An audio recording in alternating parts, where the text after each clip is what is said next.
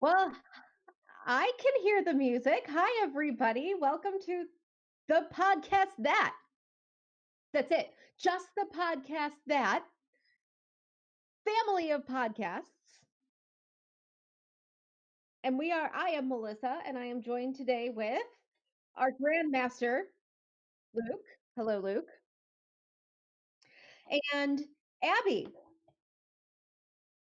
was here, but the call just kicked her out, so she'll be back momentarily. That's why my hands are up. I'm like, she was just here. What happened to her? But she is missing in action, but she sent a message. She is coming back as soon as she possibly can. Um, Theoretically, you are not able to be heard either, says the That's okay. That's what I was like. It seems like it's not going through, but I think it is now. according to the chat, I'm doing great. Yeah, So I'm just gonna you're on oh, fire. You're in and there charge she anyway. is. Yeah, I am in charge, there which you. is a great place for me to be. Hi, Oh, Ab. hi. Sorry, I'm now listening on YouTube and on your guys' conversation, so I gotta turn one of these off. I just Please don't love turn when off you the when you conversation. use OBS all the time, and it's still every time you close it down and open it back up, something doesn't work. No matter what it is, nothing's changed. Nothing's changed, and something doesn't work.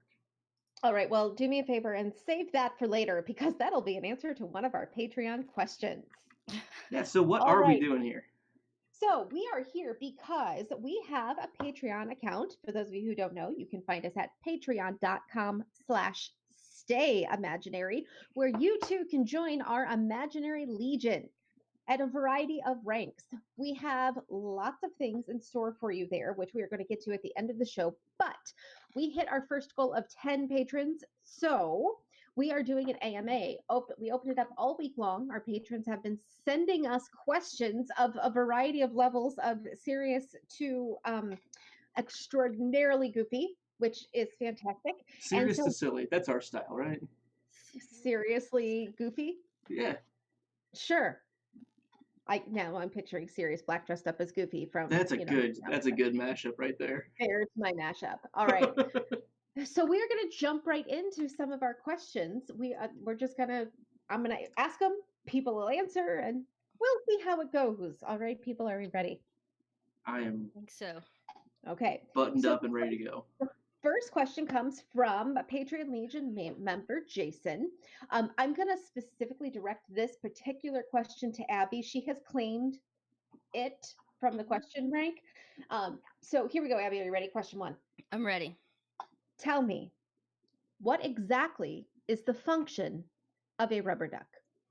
Well, after thorough research, I will cite my sources after this. I have found that there are 6, no less than 6, basic functions of a rubber duck.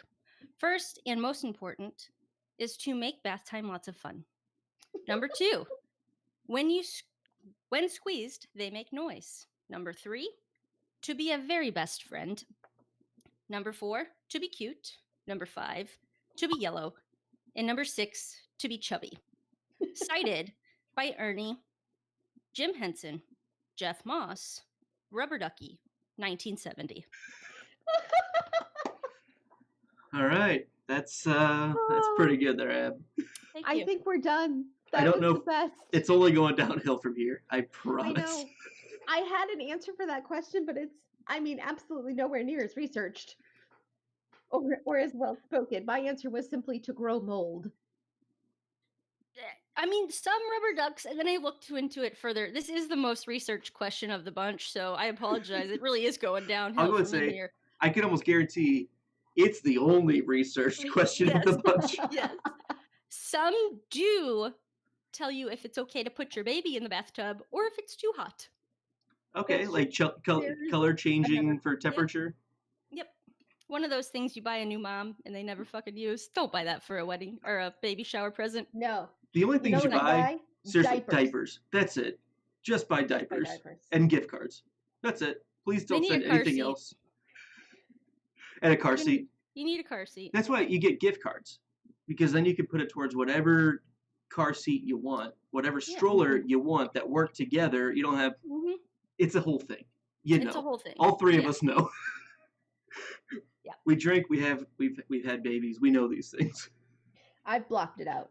Yeah, you're way past that now. Way past it. So, yay. All right, question number 2. This is open to the panel.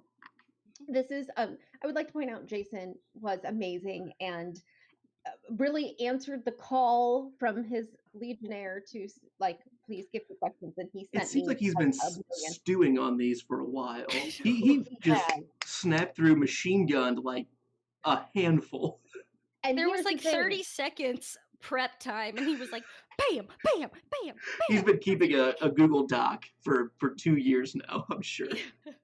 Well, he did say I'm going to call him out a little bit. He also sends us emails at the end of every Must Not Be Named book with the notes he took while he's listening to our show. So he is very thorough in his thinking of our shows, and I appreciate him greatly. Oh yeah, absolutely. They're He also answered the call at the end of book 1. He was one of the people that lent their voices to Yeah. final thoughts after the book ended as well. So check that out on the original end of book extravaganza for Must Not Be Named book number 1. Way back when. Way Okay. back when. Question number 2. What's the coolest thing you've done that wouldn't have been possible without your podcasts? I'm going to be honest. I can't think that I've done nearly as many cool things as you two have with it. So I'm going to let you field this one. Abby, I'll let you kick it off. For me, I kind of have a 2-part answer here. Look at it, 6, now 2. We're getting down there, guys. It'll be shorter after this. Both of these were non-existent before these podcasts, or I was asked to be a part of this. I connected with an online community. I have never done that in my life. People like talked about meeting people online, and I just kind of thought it was very foreign to me. But I have connected with an online community that has enriched my life greatly. That's the best thing that has happened to me out of these podcasts. The second thing would be learning audio recording, some tech things that, I mean, basically if I could get into my email and, order some stuff on Amazon Prime, I was cool before this. Now I can audio edit, maybe stream, we'll see, but night and day difference. So that's a pretty awesome thing for me to have in my wheelhouse. Yeah, I am really just gonna reiterate what Abby said, and a lot of this just came down to I liked podcasts, and I started figuring out. I'm someone that likes to know how things are done. I work as an engineer. I like to know how things are put together. That's what I do, and so I was like, this does not seem that difficult. It's a lot of work. I'm not gonna sugarcoat that, but it's a lot of not incredibly difficult skill sets to pick up, and it just takes doing it. And I think something, probably in my opinion, the coolest thing it is definitely going to be the one, getting involved with the community. Whenever we switched Drinks and O's over to the YouTube community, that was huge for us. I mean, it was way more inclusive and welcoming than I think any of us had any idea of, because we weren't in that scene, but it was arms wide open. I mean, people latched onto us and just took us with them, and I'm forever appreciative for everything that Johnny Indie Boots, Alicia yeah. Kingston. I mean, everybody. I'm not even gonna start to list more than that because it's too long of a list, and I'll forget so many people, and I will feel bad. I already feel bad anyway, but like that was a pretty special time between season 7 and 8 to be involved in that community, and it was really cool that has also blossomed into interest for other shows that we were already doing. And the other really cool things, the other, in my opinion, the truly coolest thing, and the reason I'll say I kind of wanted to do this whole thing anyway, was to force my siblings to hang out with me more, and I think we get to that later on. yeah, we'll get Don't there. jump the gun. So that's my answer. It's been a really, really fun ride, and a lot of unexpected relationships out of it. Can I change my 2-part answer to a 3-part answer? Sure. Only if I get to say ditto what you said, because yeah, I got to learn some of that stuff too, and meet Which is people crazy. and- yeah, Well, you're better at that than me, but I'm really not. I don't people well. well, people, that's true. I thought you meant the audio editing. Just kidding. No, I don't do that either. But I don't people at all. No. So She does social like, media yeah. pretty decently. Yeah, she's a I great do. social media girl. I'm terrible. But I know. my And other thing that would never have happened without these, I didn't even know what a podcast was when we started this. Luke started it. Luke and Melissa started doing theirs, and I'm like, I don't know how to listen to this. Like, I don't. I remember Melissa's- teaching you how to Yeah, download a podcast. It was like, yeah, you have an iPhone. It's about as yeah. It's easy as it gets for you're, you to figure this out. I'm like, oh, I'm pretty sure I deleted that. And Melissa's like, I don't think it's an app you I can don't delete. think It's you purple. can. It's Like, the purple one that okay. you've hid. that sounds like me. I'm gonna Abify it, right? I'm gonna Yeah, speak Abby language. it's purple, It's purple. It has a square, white line in the middle. square, purple. It's podcast. Click on it. Okie dokie. All right, here we go. Question number 3. Have you bought anything cool with that sick Patreon cash? I guess that goes to me. Yeah, because the cash goes to you. Honestly, I mean, we're not raking in the cash or anything. The coolest thing that we use the money for is literally the audio hosting, the media hosting, and keeping the website live, the web Libsyn. hosting as well. So yeah, Libsyn and our Man. website hosting and all that. So honestly, that's what we use it for.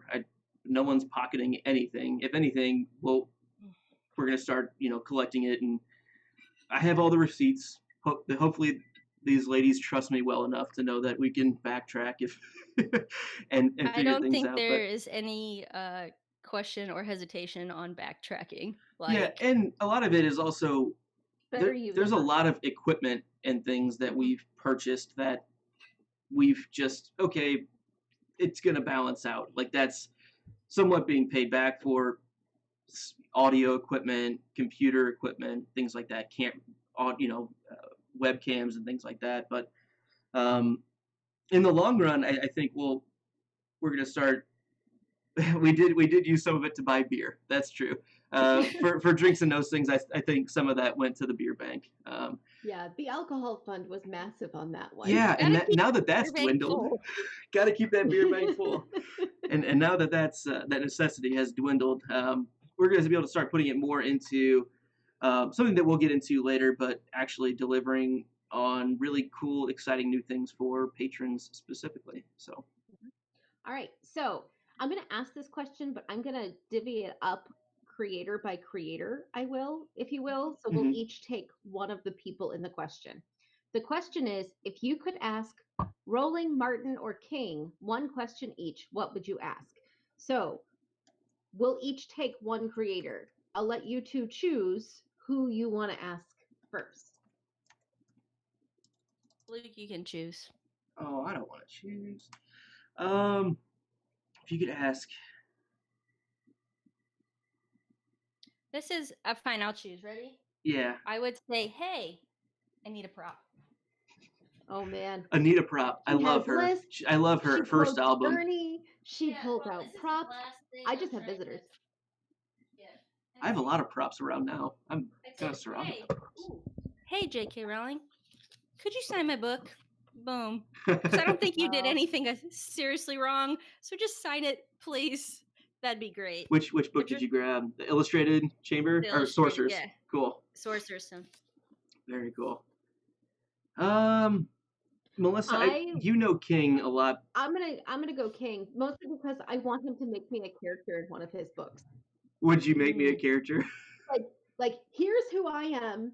This is me. How would you interpret that into your supernatural worlds that you create? I think that would be fun. You would have some mighty math powers. Does anybody watch Oh yeah, that Super- show? Super Y That- or no, that's Super Y. Is that No. Super Y? No, it's Baby Einstein. Nope. I tell you the answer, but I can't think of what it's called. Geo Bot. Oh, that's you. Umizoomi. Umizoomi. There we go. Nope, never watched that. Yeah. There's You even ready more to proof have that we math? have kids. Mhm. Ready for it? Oh, You probably- Leo's watched Umizoomi. Umizoomi. Leo's visiting. I you hope remember Luke the has a song? drink. Mhm. Because we need a math superhero. Let's call an engineer. I have to drink That for is that. not a math superhero. A I know. mathematician would be a math superhero. They're wrong. Well, sorry, that's what they said, and I believe them because nobody messes with pattern power. Okay. It's all about pattern power. That's true. And shapes, baby.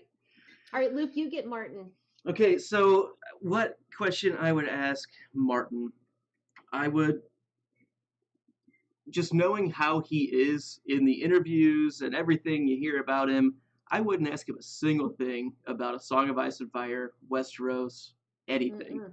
I'd ask him about wild cards. I'd ask him about, oh, come on. Oh, it's trapped. One of my props. I'll prop it up too. His other works, that this isn't necessarily by him, but it is also by him. And he's got a lot of sci-fi stuff that is not completely forgotten about, but in the main realm, everyone's so tied up in Game of Thrones and everything related with The Song of Ice and Fire. I would ask him about, and I need to read more of it, so I would maybe ask him, hey, of your sci-fi work, what would you recommend? Like, what's your favorite of the Thousand Worlds stories? What is your favorite story that you've written that you would recommend to someone who's interested in getting into your sci-fi stuff? So Ooh. that's what I would go with, because you know what? He would actually answer that. Not, Yes, oh, how close is your book going to be to what HBO did? No. we don't care. Stop, I don't care. Like, stop asking those questions. Yep. All right, are you ready for question 5? Question 5. All right, here we go. Any cool anecdotes about how podcasting has brought your family together? Although it seems like you're all pretty close anyway. Melissa, I'm going to I want you to jump with that one, yeah. Yeah, because this is all Luke's fault. Hashtag blame Luke. I mean, it's always true. So one of like my biggest things is that I'm significantly older than Abby and Luke. And as the oldest of the family, like I got married while these two were still in high school, right? Like I had my first kid when they were both still in high school. Like my world was very different from their world. And so I was a mom and I was working and they were still kids and we never hung out. I would hear, oh, we're going out with Matthew, we're going out with Benji, but I was a mom and I was boring and I was old and didn't hang out. So, and we would sit around at family functions and Luke and I would talk about Harry Potter. Or Lord of the Rings. Or Lord of the Rings. 2002 through 2004, when you were living in this house, I was over here all the time watching Extended Edition. That's right. Which we'll get to. We'll talk more about that later. Yes. So, but passionate. And then, I mean, like 15 years go by or whatever, and like life happens. And then Luke and I, the last couple of years, 2014, 2015, we sit at every family function, literally every family function, Harry Potter came up somehow. And he's like, we have to do a show. Eventually I said yes. And of course, I'm a structures person, so we had to have it all plotted out ahead of time. That was both of our faults on that one. We're very structured people, so we had to have it plotted out ahead of time. Thank God. We knew when we started when Must Not Be Named would be ending in 2022. So that was like the first day we sat down to plot it out.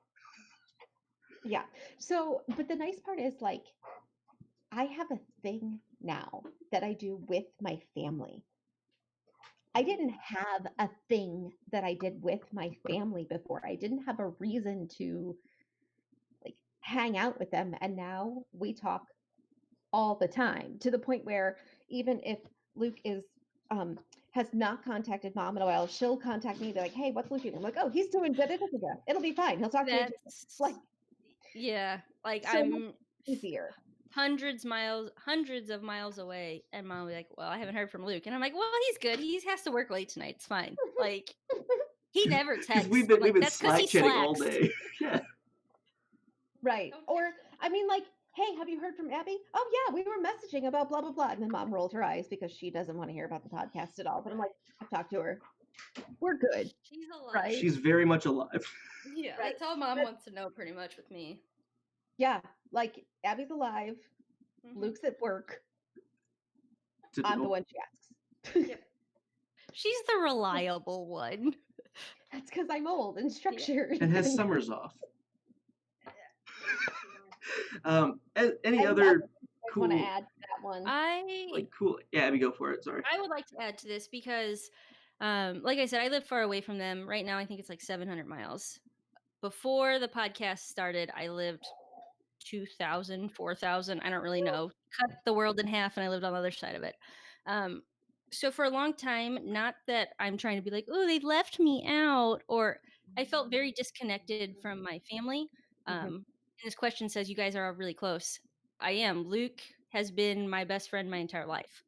And Melissa has been my sister the day I decided to become like an actual girl. Like I decided, hey, being a girl's okay. She was like, hey, I'm here. I love and how we can be truthful that answer is. Welcome. It is. Like probably like 12, 13. I was like, hey, being a girl's not so bad. So Melissa, Which hey, is I'm here. honestly about the time I decided to start talking to all of you when I was like 20, 21. Good timing on us. With any of you. But yeah, so like We weren't worth talking to before that anyway. I felt always very close to, especially Luke, but all my siblings. And Melissa, when I decided being a girl was okay, that I wouldn't, hate it forever. But then I moved, and I moved far away, and then I moved further away. And not that, oh, they left me out, like they didn't send me Christmas cards or birthdays. They always made a big point of that, but I always felt very, like their day-to-day connection made me jealous. And that's like a hard thing for somebody who lives far away from their family. The only one that lives, like, my family's so close and I've just left. So this podcast, this whole, network has made it possible where I feel like I am not integral, but I know what the day-to-day goings on are with them. Scheduled time for hanging out has been a huge boost of my own personal happiness. So that's probably the best thing that I've gotten out of these podcasts. Feeling like the connection, I have one. the connection back to us. Yeah. I have one more thing to add to that. Like, and I have been a mom for so long. Yeah. That, and those of you listening who are parents, you may like so much of just my identity is being a mom, and then I'm a teacher, so like so much of my identity is caught up in the little humans that I have to take care of all the time. I never did anything for me other than go to school, and I just kept going to school because I keep going to school and getting more things and degrees and certificates. That's the only thing I ever did for me, and I did that to make money for my family. I don't do things for myself. I podcast just for me. I do these shows just for me. I thought she was just gonna curse online. That was gonna be so exciting for me, but she didn't. I don't. I'm not drinking, so I'll be okay.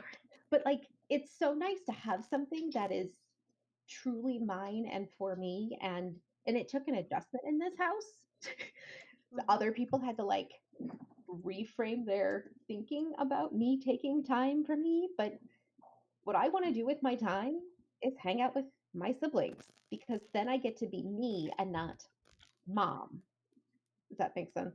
It does. Yes, it does. It very much makes sense.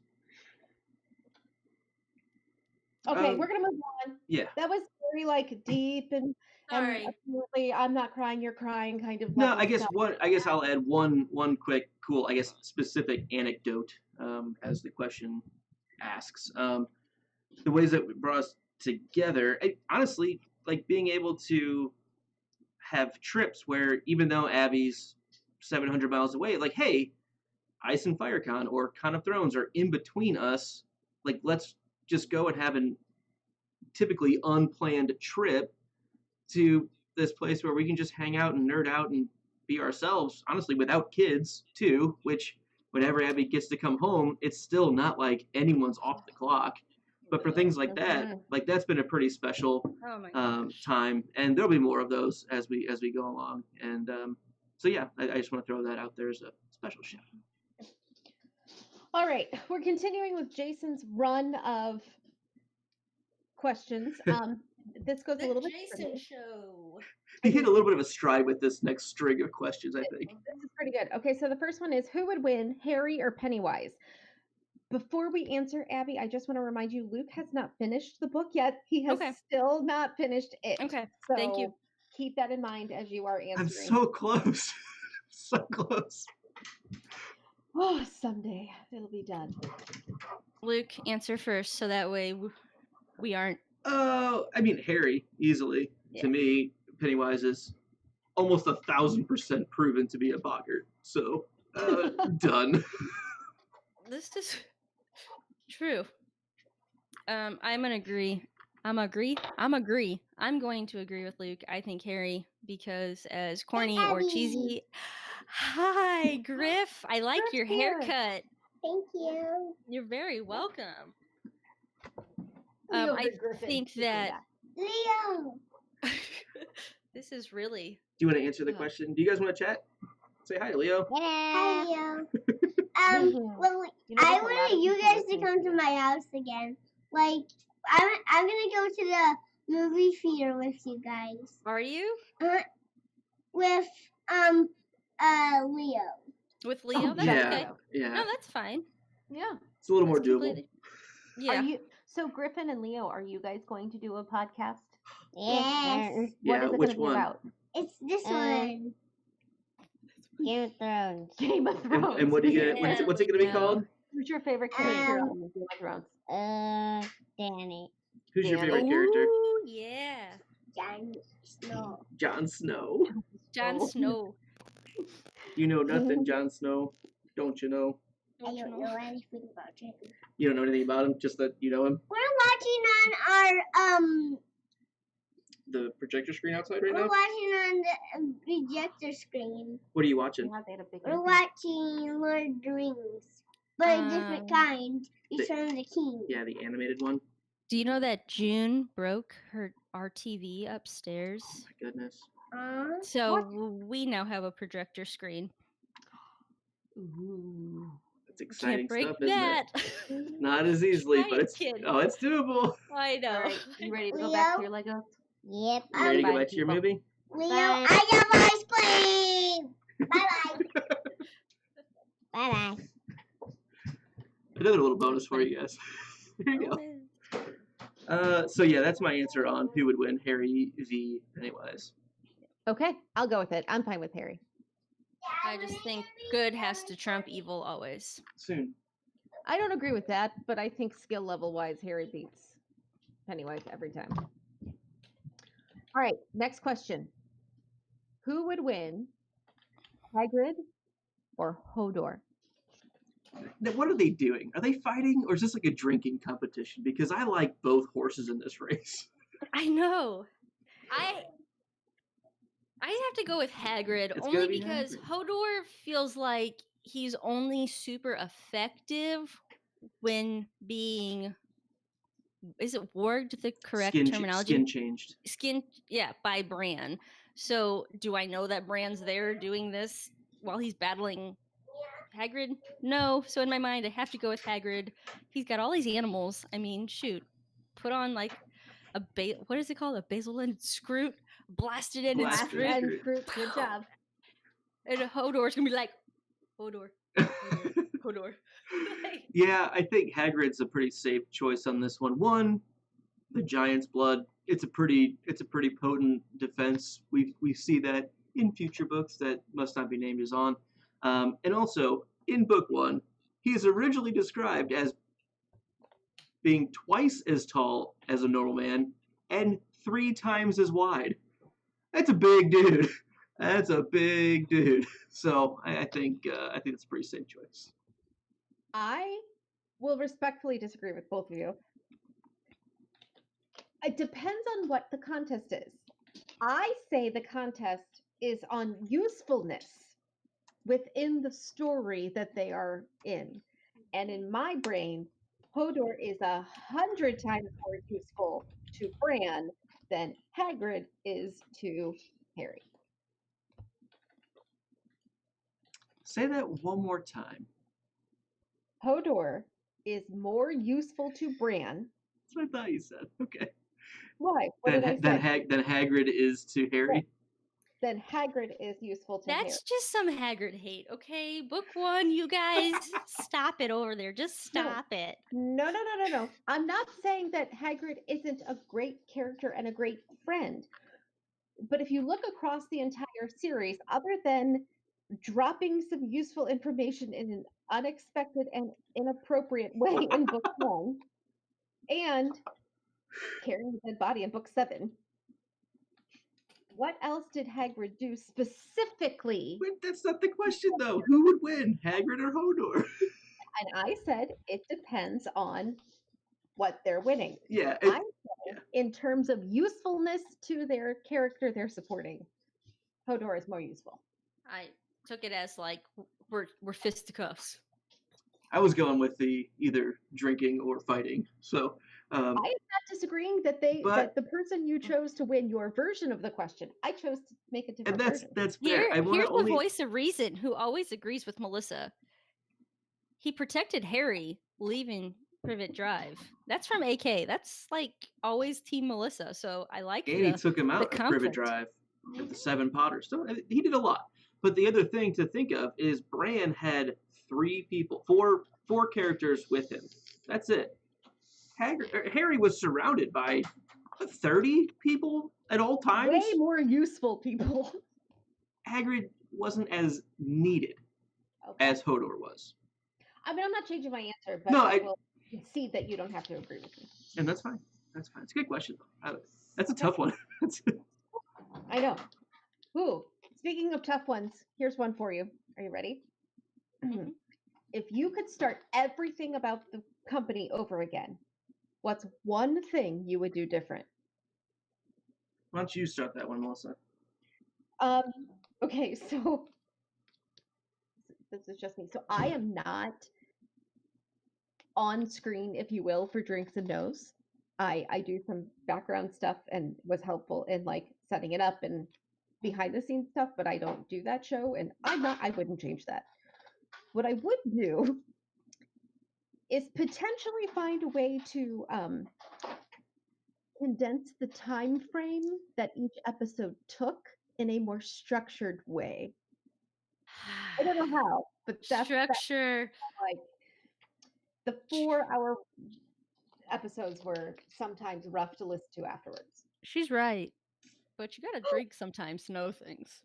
I know. I'm not like I don't know how I would do No, it. if it comes down to it, Right. what we should have done for that, to answer that question, is actually have time for somebody to go through and edit down and trim everything down. Live stream that long, but then make the episodes shorter after the fact. Like just pull out the Yeah. extra. There you go. That's what I would do. I would have a editor who does that for free because we're not spending money on them, but isn't Luke, and could do that for us. That's what I would change. Abby, what Pull would out you do? What would you do differently from when we started this? Well, one. Ooh, sorry, mic bump. Wasn't too loud. Um, You're good. Thanks. You're getting more definitely- subtle with your mic bumps. Thanks. Oh, You know, I'm not. soft touch. I'm not cutting things into mics. Abby, whatever you're doing with paper right now, stop it. Oh, okay, Knock it sorry. off. Stop quickly. Sorry. Are you playing with tinfoil? What are you doing? That may have been said to me more than once. 3 One, seasons having in a row. Having the ability to have maybe an editor or something would have been really nice right off the bat. And the other thing I really wish maybe you'd have to see into the future, setting your priorities and knowing the time involved. When we started, when I got really involved, they were doing, Melissa and Luke were doing Must Not Be Named. And then we kind of were like, hey, we're going to do this Game of Thrones thing. And then the release date came for the season 8 to come out. So we wanted everything recorded. And instead of it becoming a once a month show or every 2 weeks show, it became every single week going through an episode. And it doesn't sound like that difficult to maintain, but Luke has a full-time job career, like that's not always conducive to this. He's our only tech guy we have, so without him we're squashed.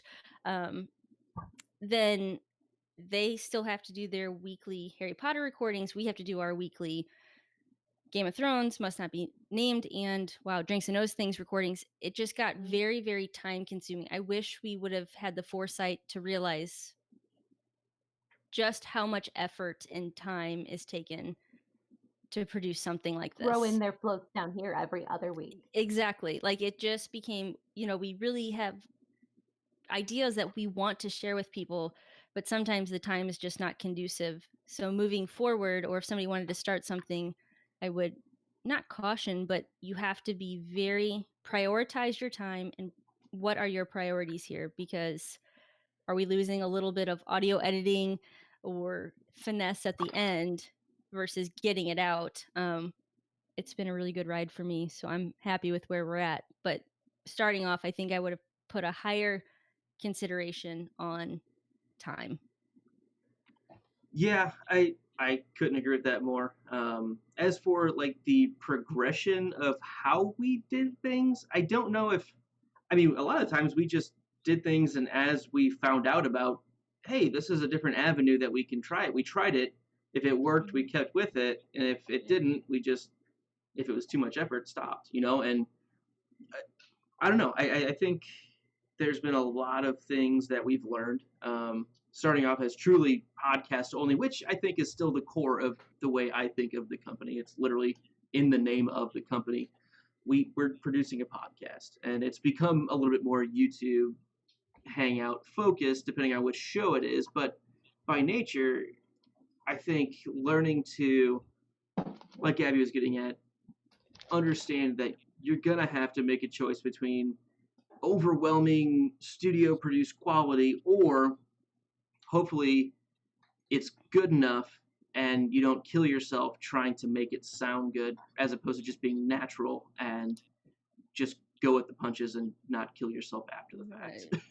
I would say, like, one thing we did early on, we would every show we recorded at first was always done at Luke's house. I would drive over there every week, every other week, and be That there was for the hours. nature of the technology that we had. We couldn't.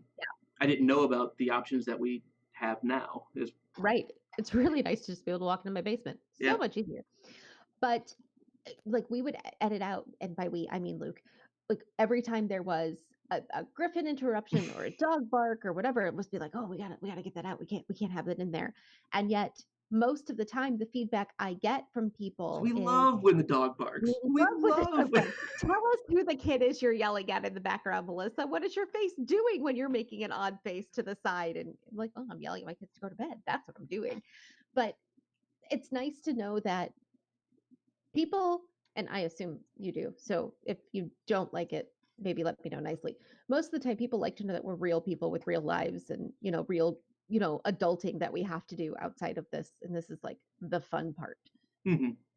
Yeah, and I think we have become more relaxed, and maybe that was just by the nature of getting used to Drinks and Nose, and the episodes were too long to put in the time to edit the way I used to for Must Not Be Named, and so things got a little lax on that editing, and then I just got better at automated editing, like less hands-on, go in and cut things out, more audio cleaning, and that's really where the we do not edit, house words came from, or uncut, oh shit, what was it? I can't think. It's been a while. Uncut, unedited, unbroken for all of Drinks and Nose. We just said we're just gonna do this and make sure the audio is clean, and I'm just gonna trim it down automatically. Just trim silence. I'm telling you, that's my favorite audio editing function. Trim silence. Uh-huh. So as for things I would do differently, I wish I'd have known about the YouTube communities earlier. I think that would be cool, but at the same time, I think we found the flow of our show and then brought it in pretty decently where it needed to be relevant. Not really relevant, but it wasn't as much of a let's figure this out, because that was a whole new style of thing for us, is having that many people on, which we have more questions to get to, so I'll stop rambling. Oh, yeah, thanks. Because we're now like, a third of the way. Okay. The next question, still from Jason, says, at the very beginning, who did you have your money on to win Game of Thrones? Abby. I thought Well, Abby was going to shit. win. Well, shit, Ned. But that went south real quick, folks.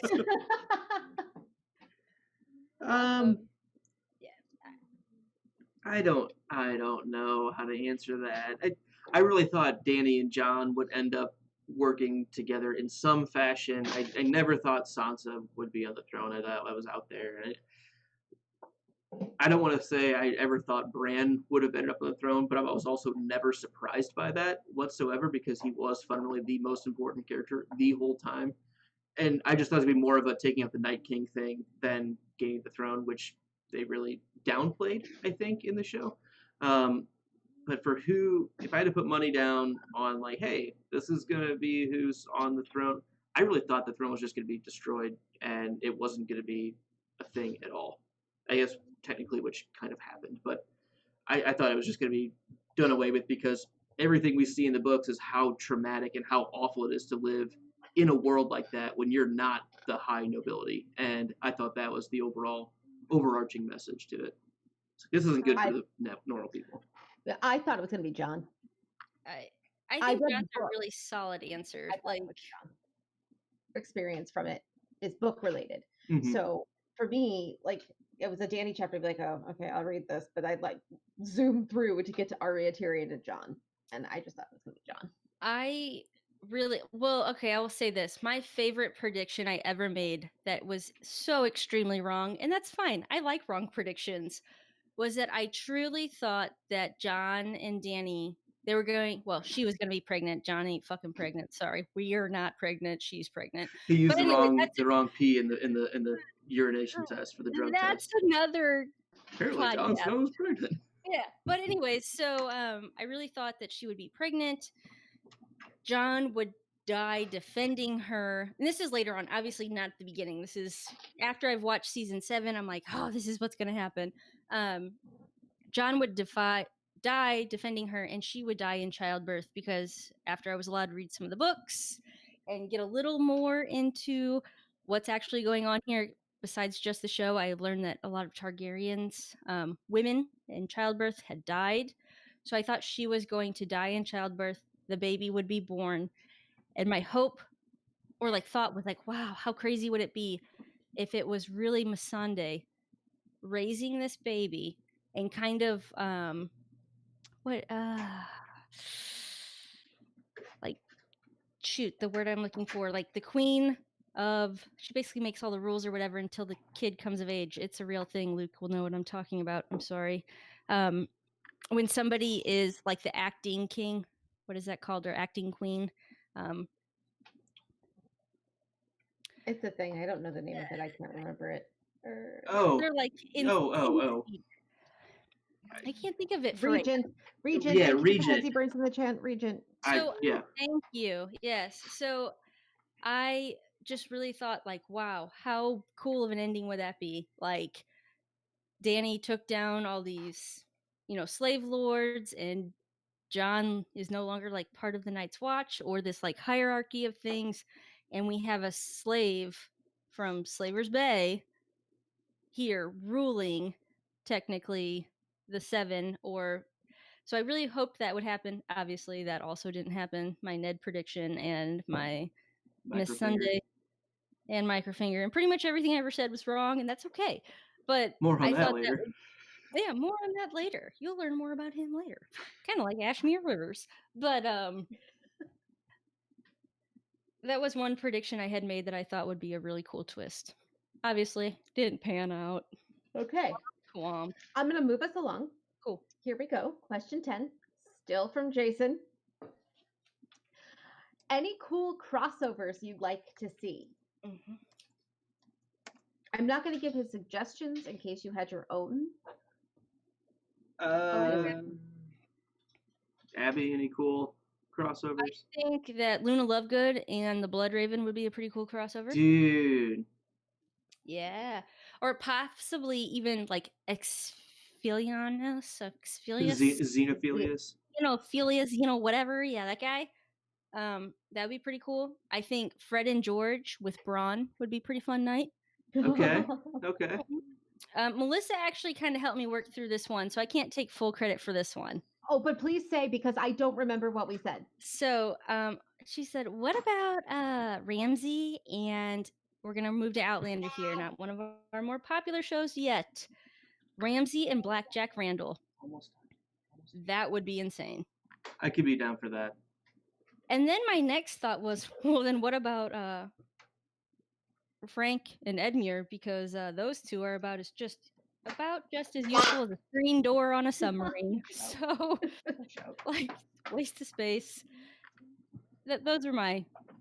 And then I stopped listing because I figured I should let you talk. And the Cubs I have really feel like I said one when we were talking, Ab, and I know who it cannot for the life of me. Oh, Melissa. Will you you? answer it. Yes. It was Cersei and Umbridge. Is that right? Oh, so yes, that's one of them. That was a good one. Cersei and Umbridge, Okay. because we feel like they both are That's it. like the worst of the worst. To me and Harry Potter, always. Luke has a thing with Snape. He hates him. I'm Team Luke on that. But Umbridge to me is just the most reprehensible character. Because she doesn't realize what she's doing. Like she isn't. She thinks she's good. It's that like moral high ground. I don't know. I'm not going to get into my Umbridge thing because we don't start book 5 quite yet, and I'm saving all my hate. But yeah, I agree with you. She's total. The most reprehensible. I decide how much I hate a person on the Umbridge scale. Like that is the most reprehensible you can be in my life. I think you talked about that on our unrestricted section Probably. that you were on with us.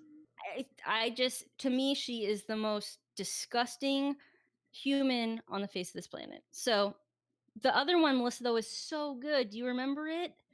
This is completely Melissa's idea. It was- Arya and I knew it was Arya. I didn't remember the other one. Ginny I'm Weasley. so glad you're here to remember them. That's what it is. Oh yeah. No, I'm a big fan of that. I'm glad I thought of it apparently and that you remembered.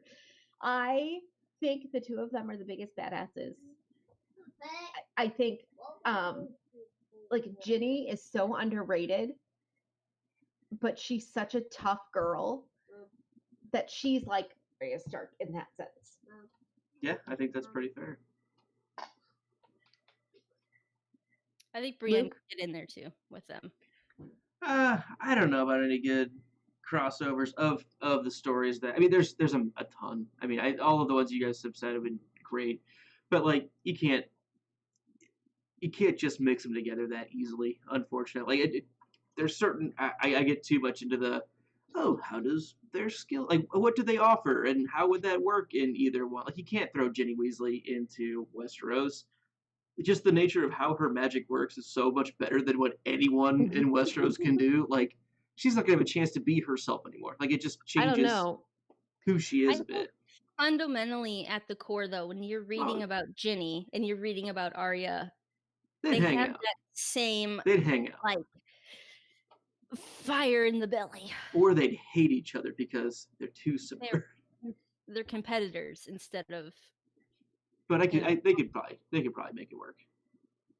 As long as they were on the same team, Right. Yeah. fighting for a common goal. Yeah. Yeah. I think that's pretty fair. All right, I'm going to round out the Jason questions. All right. At the end of Jason's corner. This has been Jason's Corner. This has been the community calendar. All right. Community calendar. Let I me want distinguish- all of the characters in Night Vale. All of them. Oh, all of the. Let me just say that was my first podcast, if you will. That is how I started in podcasting world, was listening to Welcome to Night Vale, and it is So still good. to this day like that's my level, right? That's what I aim for, is that level of hilarity when I try to pick anything that I watch That's good or stuff. listen to or read. All right. This is a dangerous question, and I don't really have an answer for it, so it's dangerous. Any unsettled disputes or famous rivalries come out of the podcast? Oh yeah. So I'm gonna start with my answer, Mm-hmm. and I don't think it's gonna change anything that's Abby's gonna say because she clearly has a thought. So I'm just gonna preface with podcast amnesia is a real thing. We podcast and we forget almost everything. Like, at least I do, and I edit them. I forget like anything that we, especially on Drinks and Toast, because there's sometimes we're actually just drunk. I love you too. See ya. But we talk so much that it's kind of like, I'm sure it's not like we're wrong or we're lying, but I just forget things. That's what I do. So, Abby, what about you? So when I was like famous, I don't even know what the question is actually, conflicts or whatever, disputes that have come out of this, I think Sly there in the chat will appreciate our number one biggest dispute. We will never agree, and this is written on here wrong, but Team House Cat for life. That's one of like the biggest ones. I Team think that's House one of Cat. our I think that's one of our biggest disagreements among the Drinks and Nose. I think it's one of the biggest disagreements in the Game of Thrones community. The Song of Ice and Fire community. And I just don't. We have to agree to disagree. Why can't we be friends? But so that's where my mind went with that one. Other than that, that's my only note on it. So how about any disagreements that have come up while like just between us, like not necessarily me and you, because that likely just didn't happen much. I remember. Oh no, Johnny Greenhands is in the chat. Oh, Call him out. Call him out. That's so bad. That's so bad. I just know he's a Stannis lover. Stannis the Manus. I remember one saying something about like, if you burn children, you're not okay with me. Like, I'm never gonna be okay with you. And then I think it has more to do with the house cat, because I remember Benji like fighting his side and me being belligerent and being like, no, if you stand by idly and do nothing, you are just as much to blame. If you stand by and watch child abuse, you are just as guilty. Cat's so bad, yet Ned witnessed this. So if you stand by, and he's like, but he didn't. I was like, no, if you stand by idly. So again, right, wrong, whatever, that was my take on it. I remember that being a pretty heated, like, he's not hearing me. I'm sure you heard me, Sly, and understood where I was coming from. I was just being drunk and belligerent, and that happens. I apologize. Any others? Sorry, Nightbot came back. I had to get I rid of it. literally don't know what this is. It's an automated thing that I drunkenly set up because I was like, oh, that'd be cool if we could have it like auto put links and stuff in every once in a while. Apparently, it like is overly annoying to people using emojis, which I love. So I could go and try to figure out the settings, but I don't really want to. So I just banned him. Even better. All right. Can I just address Johnny Greenhand said he's not cool with burning kids. I know your Stannis is the Manus, and when I found out that he burned Shireen, I was like, he's dead to me. I've been waiting for the Manus. He never came. He's dead. All right. Ready for the next question? Yes. Okay. These next two questions come from Terrence from Hogwarts Radio. We appreciate our shared Harry Potter community with them. Absolutely. And his first question is, what are some of the challenges you have run across while learning to do each of these shows?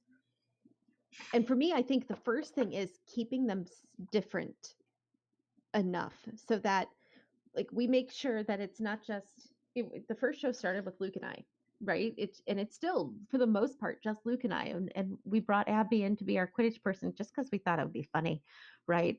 And we had Ben start off by doing the bad guy breadcrumbs just because we thought that would be fun to do. And then we brought Riley in because, dear God, he finally had to read the damn books. Like, we had to get him to do it somehow.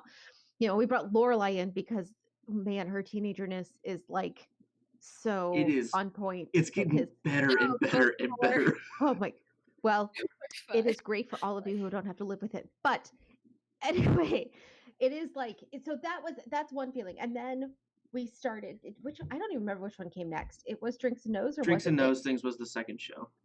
Okay, so Drinks and Nose came next, and that was like Luke and Glenn and Ben and alcohol.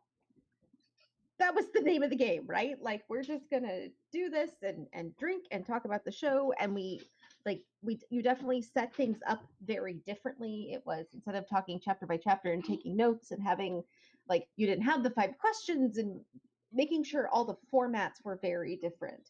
And then when we went to Floats Down Here, which was an idea Benji had to get Luke into it, and I was like, you can't do Stephen King without me. I'm sorry, I have to be in this. It's just not a choice, right? I lived and breathed Stephen King for 10 years. That was Damn the man. one of my favorites. Involved. Right. And so then that was different too. It's like, okay, not a favorite line, let's do a favorite thing. And there's three people, but it's not like a drinking show. So really trying to find the feel of each show so that it feels like our family without feeling like, oh, look, it's just Luke talking again about something random and I can't tell the difference.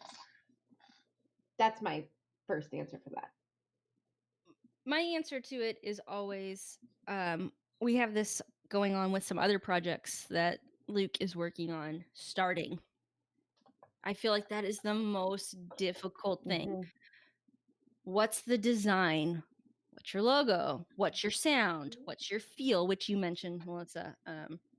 It's hard to just jump right in because after we've done 1, 2, 3 of these,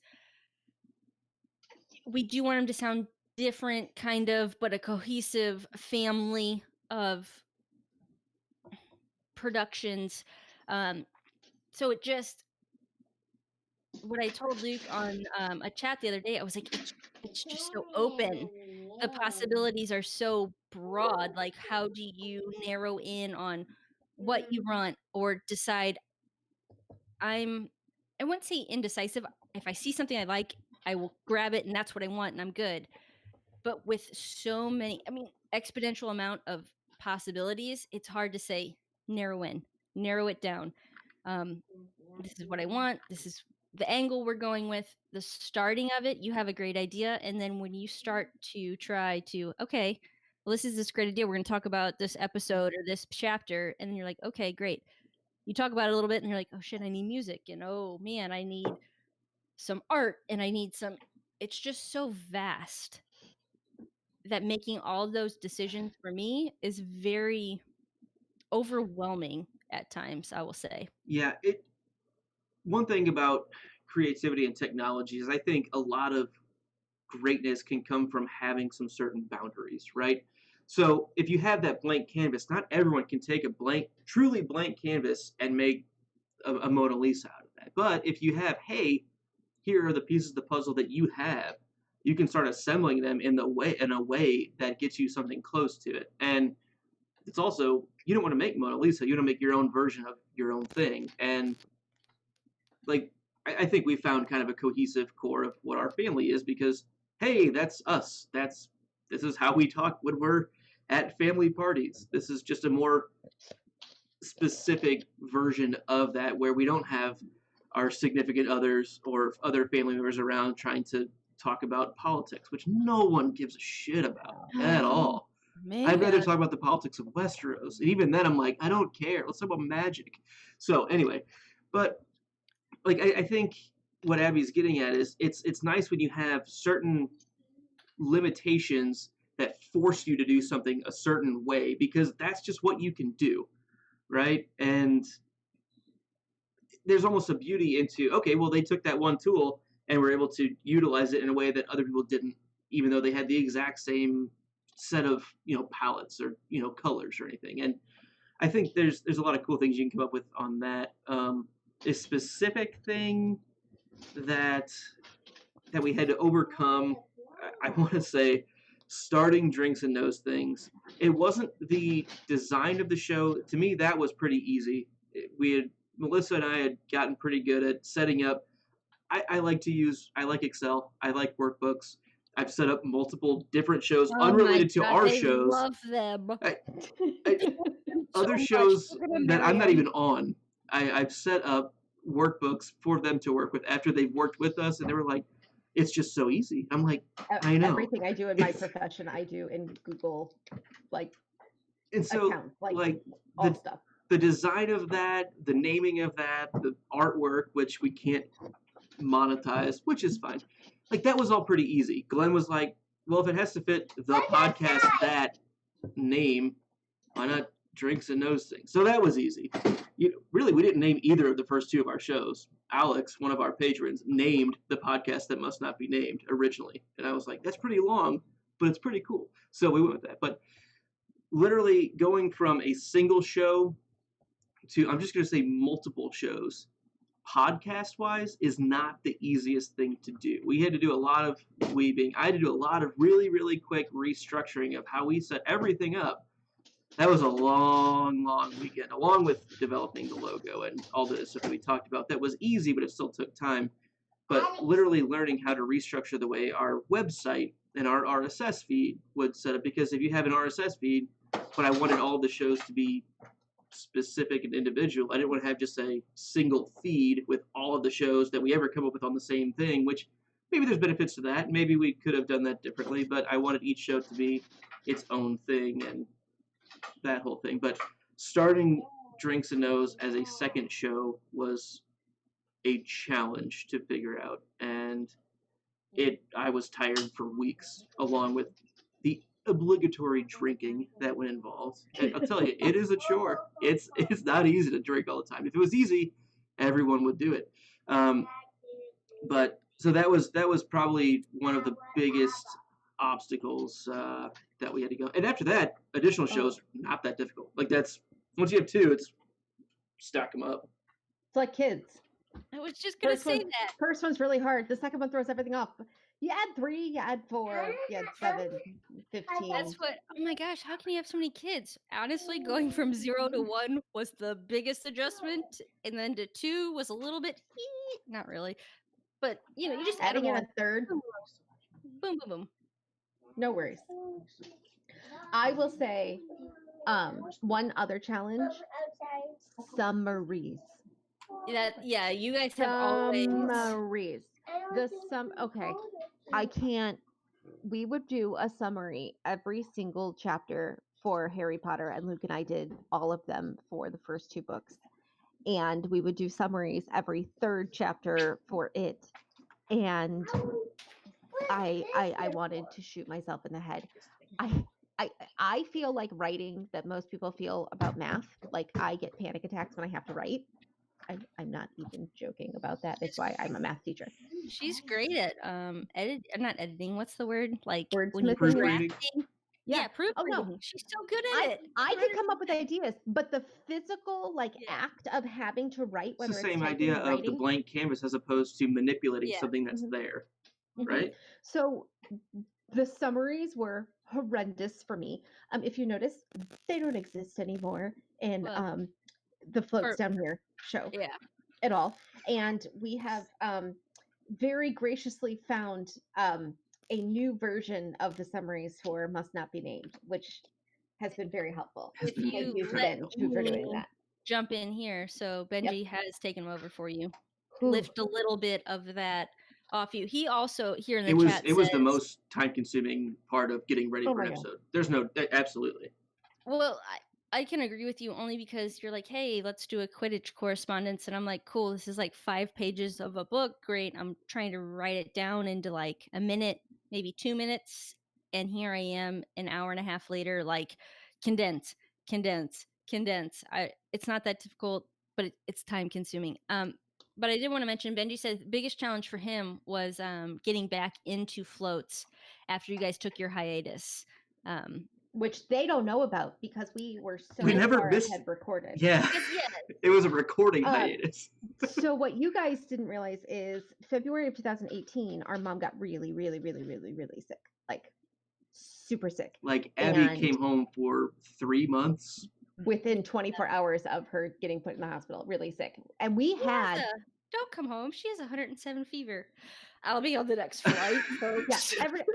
Mom says to Abby, "Don't come home." Melissa said, says to "Okay, Abby, "Get sure." here." And if you look at all of the episodes, essentially when my studio here for Drinks changed to the main, like what you guys probably knew now, When was Luke then. said, "Hey, I'm gonna clean my basement," and Glenn and I did.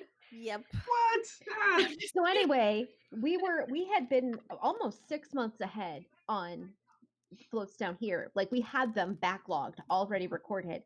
We didn't start back up until we had caught up to everything. So it was like July by the time we started recording again. And that was really hard because at that point, Drinks and Nose was every week and Must Not Be Named was every week. And adding one more back in, Benji was absolutely right. That was rough. I don't know. What do you think, Luke? It absolutely was. We were so far ahead on that and losing that lead, which we saw on Must Not Be Named too. Thing that most people don't know is when Must Not Be Named started, Melissa and I started recording in July. we didn't release an episode until January 1st of 2017. And we had 3/4 of book 1 done. Mm-hmm. And like that was awesome. But then as we started Drinks and Nose things, and you just start running out of time to do these things. It's all about book 3 time, right? And that's definitely true. And Abby you mentioned know, that earlier. It's life the and hardest adulting thing. and Is just not only the time to dedicate to recording, but also to convince yourself that you can still be a normal human, a good dad, a good mom. And those are the important things. And if the show suffers that, that's unfortunate. You feel guilty about it, but the kid that keeps bugging me down here, like I have to make sure that I'm there for him, you know, and that's what's important. So The kid that loves you down there. That's what's important. yeah, if that's what another way. yeah, I have 2 kids down here too, and this is the note I'm trying to get. Go Oh. to bed. Luckily, Glenn's outside night. watching the projector screen with Griff right now. Here we go. This is one of our favorite things to say in our Slack or amongst ourselves. Thank God for Glenn. Thank God for Oh Glenn. God, yeah, right. Thank God for Glenn. Glenn, Glenn best was part not of all related, the shows. but might as well be. He got a carnival T-shirt. He did. He gets invited to family functions. Good night, honey. Everybody say hi to Layla. This is Hi, my little Layla. child. Layla, as Oh, voiced best. on some of the Floats Down Here podcasts, yeah. as Yeah, the of course. creepy Have kid a- voice. Headphones, I have. Super creepy kid. The super creepy kid voice on Floats Down Here. That was you. That was a long time ago, though. That was a while back. We're still not done with that book. Hi, kid that is just like me, who I hope you grow up to be just like me. Yeah. Yeah. With a blue All right, now tongue. go to bed. Take your little brother with you. Good night. Sour pony and everything. She's Lot getting of I of know. obstacles. Oh, Like, the funny honestly- thing is, she's in her soccer uniform with her cast. She went to the game. Aw. It's like gotta a be on the team still. support. Gotta be on the team Yeah, still. right. Yep. All right, ready for the next Terrence Hogwarts radio question. Yes. Here we go. What are the biggest takeaways and how have you overcome your obstacles? I think we've talked a lot about this. For me, cut the summaries. What's next? Mhm. Honestly, yeah, just try to streamline as much as possible. And honestly, that just comes from also being comfortable with doing it and having the voice of the show. After you find it, it's a lot easier to just naturally get in it. Like, honestly, like we do a lot of live to tape music on all of our shows now, and that's something that I used to have to edit in, and it's not that big of a deal, but it helps, you know. And like it's just that much less time in the editing booth that has to be done. And we also, and I think this has absolutely been true, and I think on all the shows, once with 4 people on Drinks and Those Things, it was a challenge just to get used to that many different voices and not necessarily the most consistent focal point in people all having ideas and all, and not really having a moderator necessarily. There was always a host every episode, but it wasn't as easy to jump around and say, "Hey, Glenn, you're hosting. Make sure you shut Abby up when she's drunk and rambling about Duplin wine." Like, we get it. You like it, okay? That's Hey. enough. Black But, like, River Red. Black It's River Red. the It's shit. delicious. It tastes like it's kind of Kool-Aid-y. It's really sweet. It's really sweet. Super sweet. But It's very I sweet. do like it. So that I think is just finding that voice of the show makes editing easier because you start making fewer and fewer mistakes, and you also start figuring out times that work that you're going to be less interrupted and distracted, and that's just the nature of getting used to doing this regularly, I think.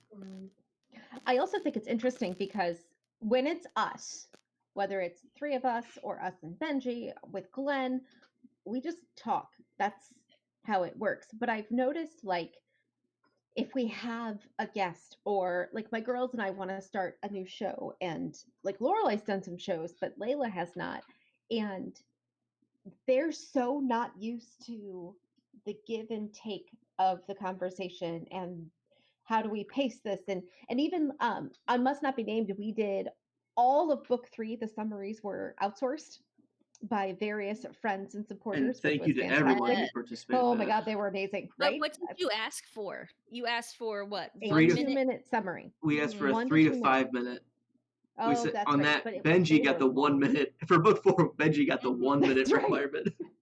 That's right. But for everything else, like, I mean, listening to them read it, and they would read and they would mess up and they would, oh, I have to start over, or we'd have to edit their summaries because it was just so foreign to the, I mean, we're talking like I had teacher friends doing it. I had teenage friends of my daughter doing it. We had all kinds of people doing it who just aren't used to the Talking on a mic, conversation. Well, recording. Right. I will say for me, I asked Luke for multiple seasons, please stop making me a host. I hate it. I hate it. And I don't think I sound intelligent. I think I sound stupid. I'm not in the room with you. So there is a little bit of a lag There when I'm was, talking yeah. to like Luke and Melissa. Even now, I know that that's happening, but I'm used to it now. So I'm cutting them off at proper times instead of improper times because I'm used to it. But I And used to Abby, on top of that, host like when there's 3 of us in the room, it's me, Ben, and Glenn in the same having room, and you're trying to conversation. host. You have no chance. Like, No, it was just too difficult. It was so foreign. And I'm like, I'm talking about a subject I have no background on. All I have is the show that was presented in front of me. I hate listening back to those specific episodes because I'd be like, okay, so yeah, we wrote down that this happened, and so this happened, and these characters were involved, and who wants to talk about it? Great. Yeah, Glenn, go ahead. it was Since I always charming. cut It you was off. charming in an innocent way. I Yeah, always thought. and I hope that's how it came across. But to me personally, I'm like, this feels so awkward. And I'm sure people making summaries or trying to do a podcast for the first time feel like this is so awkward. Like it's so strange. Try to record yourself reading something like a paragraph and see how many times you start over. Oh That's yeah, my advice. Like, yeah, and then just get over it. Like that's what it takes. Is just, that's fine. It'll buff. It'll buff. it'll buff. Exactly. Fix it in post if you care enough. The only other thing I have to say about like this particular question is promising something before I can deliver it. I think for How- 7, 8, 9, 10 seasons, not episodes, seasons of Game of Thrones, we are talking about this Out Later podcast I was gonna do, which was the works. It started with just Joe and I, and then I listened back and I was like, dude, that's terrible. We're not doing that. And then it started with our friend, who I can't even remember his name. Shoot. But he always called Jamie that handsome fella. And well, then he got kicked out of the Marine Corps and moved away from us. So that kind of nixed that There goes those trio. 3 episodes or whatever. Yeah. And I mean, I think we were through season 1. Like we had talked about all of season 1. And then I was like, well, I can't have him back. And yeah, I guess he could have moved on, but it was just, maybe it wasn't all the way. Maybe it was like 3/4 of the way. It was an awkward stopping point. Mhm.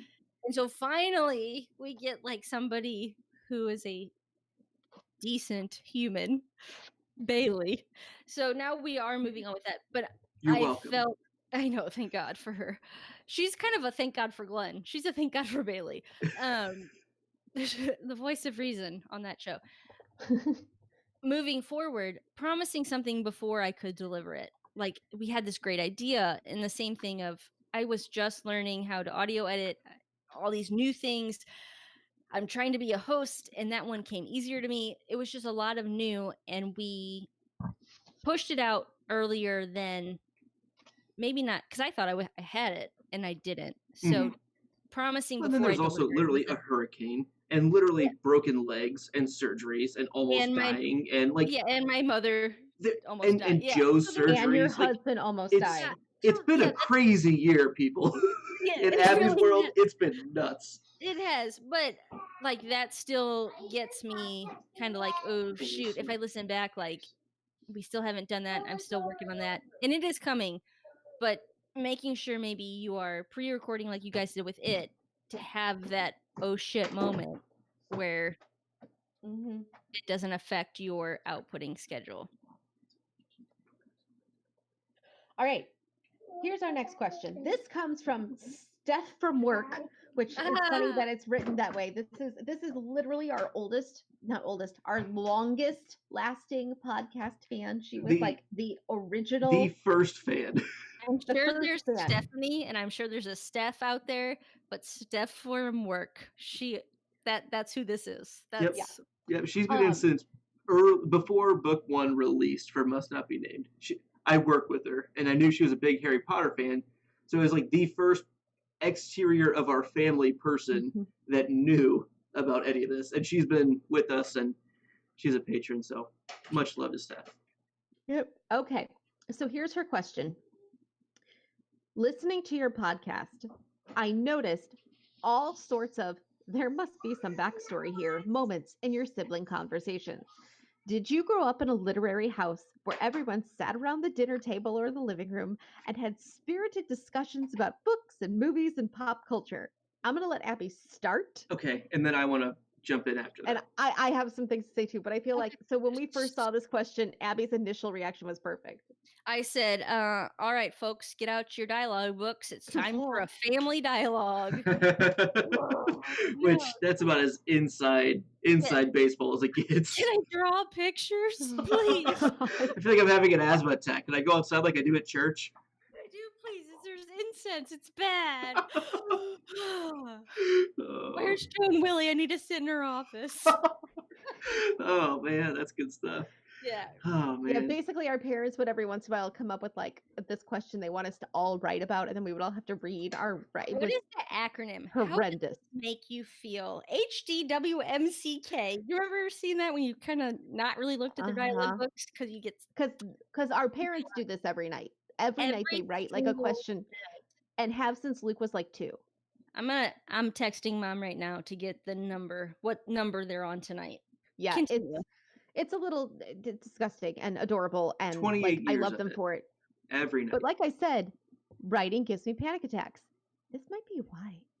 I think that might be. Like, and not that we even did it. It's not like we had to do it every Sunday where it was the family dialogue, but it was definitely like enough times to make it a memory. It's a core memory. They were for usually my Inside Out big fans. family changing things, honestly. Like When Dad Hey. lost his job, there was one. there was one when we Yeah. heard about Riley being a thing. That was Oh one. yeah. That was Melissa after and South I- Carolina. Melissa and I were on this side of the table. We don't want him. And Abby and Matthew and Benji were on the. That should be awesome. Sure, let's have another year. Yeah. What's the big deal?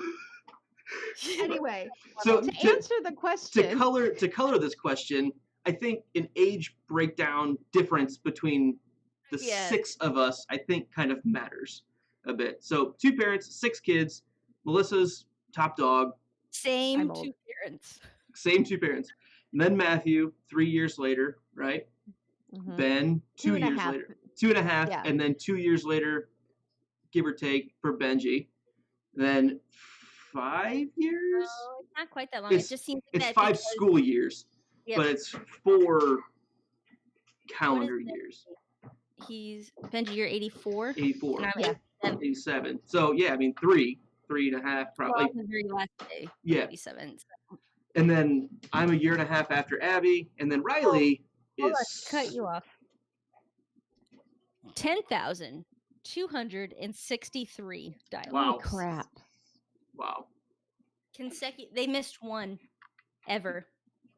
One day Even when ever. Mom went to go visit you in Japan, they still did it. And then Crazy. Riley's 7.5 years later. So Yep. here's how I always look at the family. There was me, then there Mhm. were the boys, that was Yep. Matthew and Benji together. Then there were the little kids, The that was twins. you Luke. two. Happy The Luke. twins. No. No, that's how they refer to you. Mom and Dad refer to you as, oh, you're the little kids. Melissa, you have to watch the little kids today. And it meant you two. And then there was the baby. Yep. So Luke, you were going somewhere with this. Yes, I'm being distracted by. I know. Your baby. Okay, we will have s'mores. I promise. Very Ooh, soon. s'mores. So I'm gonna jump in, and Luke, stop me if you need to. So, like when I was little, my dad read to me every night. That's exactly then- where I was going with it. So Probably continue. got tired. Probably got tired because there was a lot of kids. What do you know? And by the time I realized that I read all the time, all I did was read books. I got grounded from books. In fact, my mom was just telling my daughter today about how I did the same thing she was doing, and instead of losing my phone because I didn't have one, I lost my books. Or she dumped your drawers. I remember that pretty vividly. Or she moved me out of my bedroom. But beside the point. But so then I realized that like nobody was really reading for you guys, and you Never. were like most of you were too old. So I started reading to Luke every night. That's literally what I was. I That's stopped reading exactly the pretty example I was going to use. Of Dad read to Mhm. Melissa, Melissa read to me. We were nerds, Yes, and that was always okay with us because The And it- Geminis.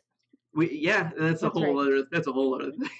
God, we're not going down the road. Let's not go down that Anyway, road. Let's go down that the road. point is like and we did a lot of family stuff. Like Disney movies are to this What? day something we can all get behind. I remember That we is would on sit my around list. watching I would remember sit around watching Toy Story when it came out in like 95, 96, and I was like a senior in high school, and we would verbatim quote the entire movie as like a collection of siblings. Look, I'm Woody. Howdy, Howdy, Woody. howdy, howdy. Aha, give me that. Like Yeah, like that is specifically on my list too, not to detract from your point, but mhm. just how on point she is. It's written down in my notes what she just said there about Disney movies. And like we would sit and watch. I remember sitting and watching Star Trek: The Next Generation almost every Saturday night in like the early '90s, and music, like and crazy music too, like Dr. Demento, the 20th anniversary CD. We would Yeah. that's like we would listen to it in the car. We would sing it all together. So there were definitely like family bonding times, but it wasn't literary stuff. It was other movie pop culture stuff because my mother is not a reader. Like Mhm. that's not her thing. What happened though was Harry Potter came out. I was gonna say it was Dad's thing.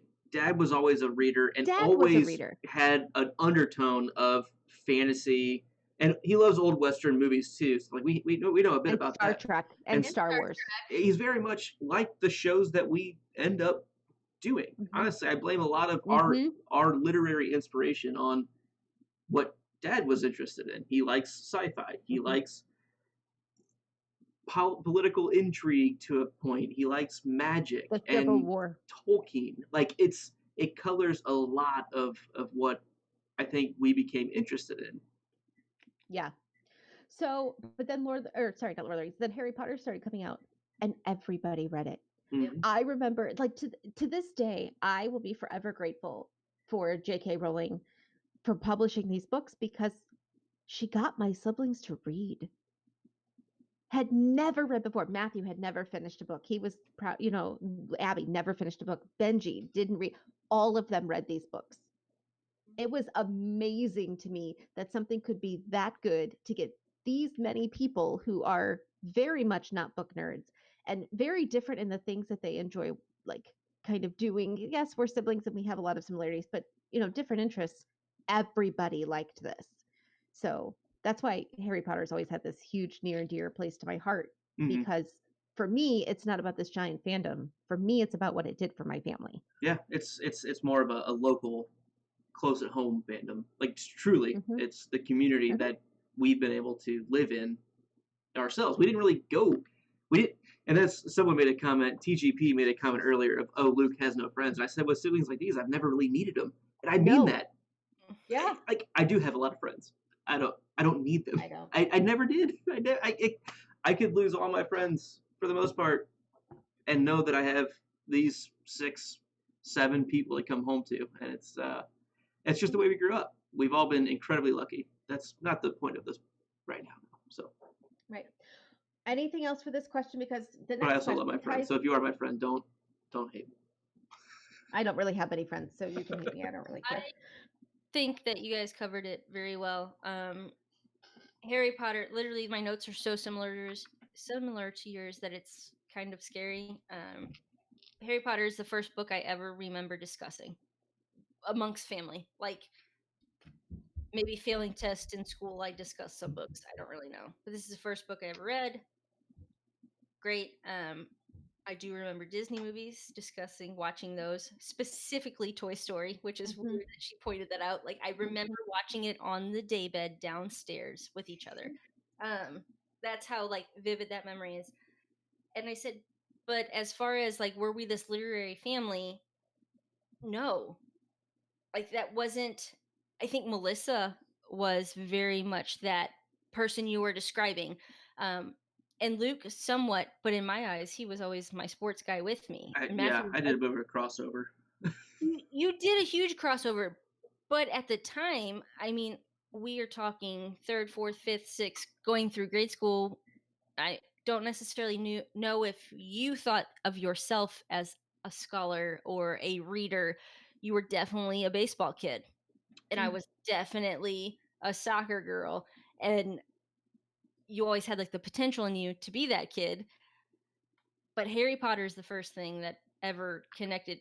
Like, Matthew reading a book, really? Wow, Wow. that happened. So yeah, I agree completely. Okay. Question number 15. You guys always talk about sharing Harry Potter and Game of Thrones with your kids. Notice how they didn't say Stephen King because we're not sharing Stephen King with our kids yet. We're not there. Not quite yet. Oh, except when we were walking to the hospital and my daughter says to me, "No, we can run ahead of Mom. Just watch out for the drains." What the fuck did you just say, kid? Oh my god, get in here. You are not off the leash. Give me those kid leashes back. So the question is, and this is from Sydney, it's why is it important to share these things with our kids? I think I could take that.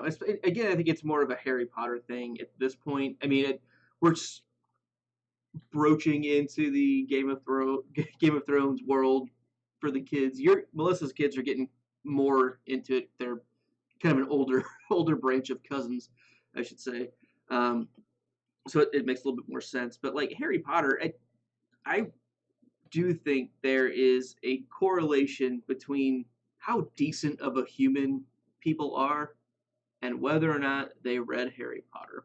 I'm not saying it's foolproof, but I think in general, people tend to be more kind, more caring, and thoughtful of other people that are not as privileged as them if they read Harry Potter young. I think it colors the way you look at community, politics, and your overall trustingness in society, in not a really incredibly direct way. It's more of a, hey, you just lived through experiences that some characters are put into, and you're like, well, that doesn't seem right. And then you start looking at it as you grow up, and you say, well, people are treated that way, and that's not right. I think it opens that awareness of being woke or whatever you want to call it, and I think that's incredibly important to teach at a very young age. Also, for me, um, again, I watched my siblings who weren't readers start reading, right? And my oldest daughter struggles as a reader. She's got some learning disabilities in terms of reading. And so school has always been kind of a struggle for her. And so as she was getting older, like I will do anything to get my kids to read. And it's not like I push it on them all the time, but it's definitely, you got to be able to do it. You have to enjoy it. And so when she was little, I had a lot of conversations with my other mom friends of, how do you introduce Harry Potter, right? What order do you watch the Star Wars movies in? Those kinds of things. And for Harry Potter, a lot of my mom friends were like, well, they have to do it like we did. They cannot watch the movies until they read the books. And so we'd have to be very careful. Like if so and so was over, we couldn't watch the movies because they haven't read the books yet, and their mom's got this rule. But for my daughter, I needed to get her hooked. So she watched all the movies first. And then I bought all the audiobooks. And she listened to all the audiobooks, and then she went back and read them all. But she had to know the story because, again, right, like teacher, here we go, here, drink, teacher moment. I knew she would like it if she just got over the idea of I have to struggle through these words. So for her, knowing the story ahead of time was the best way to get her in. And so that was one of my big things. And then at one point I read book 1 to her. Well, then her little sister was sitting there, right? And so her little sister has read it now, and she's reading a couple other series, but now wants to get back into reading it again on her own. And this summer, my son comes up to me and says, "Mommy, will you read me Harry Potter?" Yes, of course I will, because and he doesn't sit and listen to chapter books. He's more of like he's beginning reader, right? We read little books, but this is the first chapter book he wants to listen to. So yes, we're going to read it because he sees that, like they see that we love it. And so it's a really good way to suck them in. I will move after you, I guess. I'm sure if you've listened to any of our podcasts or any of like that end of episode extravaganzas, you will know that my journey to reading and comprehension and imagination, I've always had a fantastic imagination, but translating that onto the written word or reading the written word has never come easy to me. I will say to you, as a very intelligent, educated person, I did not read fluently till I was probably in 7th or 8th grade, possibly even a sophomore in high school. It took my sister sitting there with me, making up little popsicle sticks of different characters because there was so much going on. What And there were book was just, it? I want to say it was Count of Monte Cristo. Oh God, I think I remember that. Yeah, and I was not a fan of this book. Luckily before that point I had discovered Harry Potter. But to me, and why it is so important to me to introduce my kids to these fandoms or to these stories is that reading opens up so many avenues. I say this as a person who went to college on an athletic scholarship. After the sports are done, after your knees have given out, what do you have? Your intelligence, and reading is a big part of that. Game of Thrones, introducing to them to that concerns me because specifically not the sex or the objectifying of women in the show concerns me. So there are certain episodes that my children have seen. Mm-hmm. There are certain episodes that my children will never see, like the microfinger accent number 2. No, I don't believe you. That doesn't. No, you be the man. You be the. Yeah, that Wow, episode. yeah. F that. No, I'm not trying to show my kids that they are far too young for that. Sexploitation.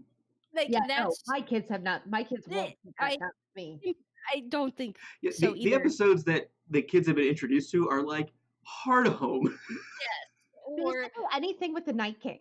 Right. That's then the They're the last best. episode. So I do want to put that out there. Like when we talk about our kids watching it, it is very selective episodes that they have seen. My daughter right now, she is 6 years old. She loves the Dragon Queen. I don't think she knows her name's Danny. She's the Dragon Queen. She's the Dragon Rider, blah, blah, blah. And I cannot wait for it to crush her heart as a teenager that she chooses the spiraling path that she takes, because I think it is such an important life lesson. So even at 6 or 5, we are planting these seeds of, wow, wasn't she great? She rides these dragons. She's a cool chick. She has fantastic braids. She's strong. And yet, even when you're strong and you look great and you have everything, you can spiral. I think that's such an important lesson for my children to learn in that way. Harry Potter, like the friends that Melissa has said, oh, they can't watch it because they haven't read it. I have tried very hard. I haven't been perfectly successful, but I want my kids to read it first. I think this is me living out my own fantasies. The fact that this was the first book I ever read where I read a story and saw not just words on a page. I saw something and it was magical, and I want that for them. And I'm lucky enough to have kids that are reading ridiculously great on their grade levels. I'm so happy for that. We just finished, not just, probably a couple months ago, Philosopher's Stone, and that has been a really cool little car ride trip for all of us. So I just think keeping imagination. My last point about this is I truly believe in this. I have this in my room. I pulled it down for this. And it says, oh, you can't even tell. That's okay, though. Hold it says, in front of the camera, closer. Well, my camera's all jacked up. Not really. It's just got It's a lot all of stuff jacked going up on Mountain Dew. It's all jacked up on Mountain Dew, folks. A little bit to Which your way am I left. going? There you go. The There true you go. sign of intelligence is not knowledge, but imagination. And that's from Albert Einstein. And I've always held that close to my heart as somebody who really did struggle to read. I just did terrible. I was a terrible student, terrible. And then I would look at my moronic friends. They were fucking stupid. And how do they get A's and B's and I'm failing? So to me, that's always held a special place in my heart. Like, you can't always grade intelligence on a piece of paper or on a test. But man, it sure would be nice if I could read and prove what I was. It I sure will would be say- nice. My one other thought, and this is going to be another thing that I say as an educator, like, why is it important to share these things with our kids? I think it's important for our kids to see, like, it can be really cool to like books and shows. It Like, is cool. my kids have gone with me to see almost every single Marvel movie out there. Yes, I was at what was it, Infinity War with the 5-year-old. Leo's been going to Marvel movies since he was 3. I get my kids into my fandoms when appropriate, obviously. Like, there's only a certain number of Game of Thrones episodes that they've seen. But I think it's really important for them to see our passions, because then it gives them practice being passionate. I say that, and it makes me realize that because I spend a lot of time talking to parents about how they talk to their kids about math, because that's It's like my absolute, profession, yes, absolutely. right? I mean, how many times, oh, it's okay that my kid's not good at math I because wasn't good I'm at not math, so it's good at okay math. that they're bad at math. There is no genetic code on your math ability. It doesn't exist. You're good at math because of your effort and practice you put in over time, and not just your ability to memorize facts. Anyway, long story. My kids sit around the kitchen table and tell me what they did in math class. That's what they tell me when I say, "How was your day?" They start telling me about math class because they think that's what I want to hear because I like math. And even one day, somebody asked one of my daughters, they were like, "Hey, what are you good at?" "Well, I'm good at math because my mommy's good at math." So, no, you're good at math because you practice and you talk about it and you fail and you learn from that and you keep going. But she doesn't see that. She sees the connection to her parents. So bringing this back, if my kid thinks she's good at math because I'm good at math, I want my kids to like reading because I like reading. I want my kids to see me reading. I want my kids to see me that I'm spending time talking about books and shows. I'm not just wasting my time watching random kids open toys and videos all the time. Oh. We're not going there, but you know what I'm saying. FTGV. Yeah. I just want them to realize that it's so much better to be the nerd, Yes. and that you can be the nerd and still be cool and do other like awesome things. Anyway, Yeah, continue. three quick comments on things that you guys have both brought up. Melissa, the correlation between the appreciation and making maths okay, making it cool, basically creating a culture of positivity around math. I think that directly goes with what we're talking about here too, and being okay with being imaginative and harnessing that and influencing that in a positive way to let them develop their imagination, because it's easy to spoon feed, hey, here's just slop, that you can watch, and it's just getting them ready to watch garbage TV when they grow up. There's nothing to it, which is fine. I'm not judging you, but like, There's a time and a place for that. right, but at the same time, getting used to, like you said, exercising that passion, exercising that creativity muscle, I think is incredibly important for a kid in math and in any kind of Mhm. creative adventure or in reading. And I think that's really important. I'm going to actually quote George R. R. Martin from the books, from the books. A reader lives 1,000 lives before he dies, said Jojen. The man who never reads lives only one. And I think that's incredibly important as well. And yeah, I mean, think of how narrow-minded people that you've met have been. I don't know what they've read. I don't know. But they probably haven't read that much, or if they have, it's all been very similar. Challenge yourself to read different things. Challenge yourself to read things that you don't might on the surface might not necessarily like. Give it a chance though, because you might learn something by reading something that you don't like, and that will help you understand the way different characters interact in other stories that you get into.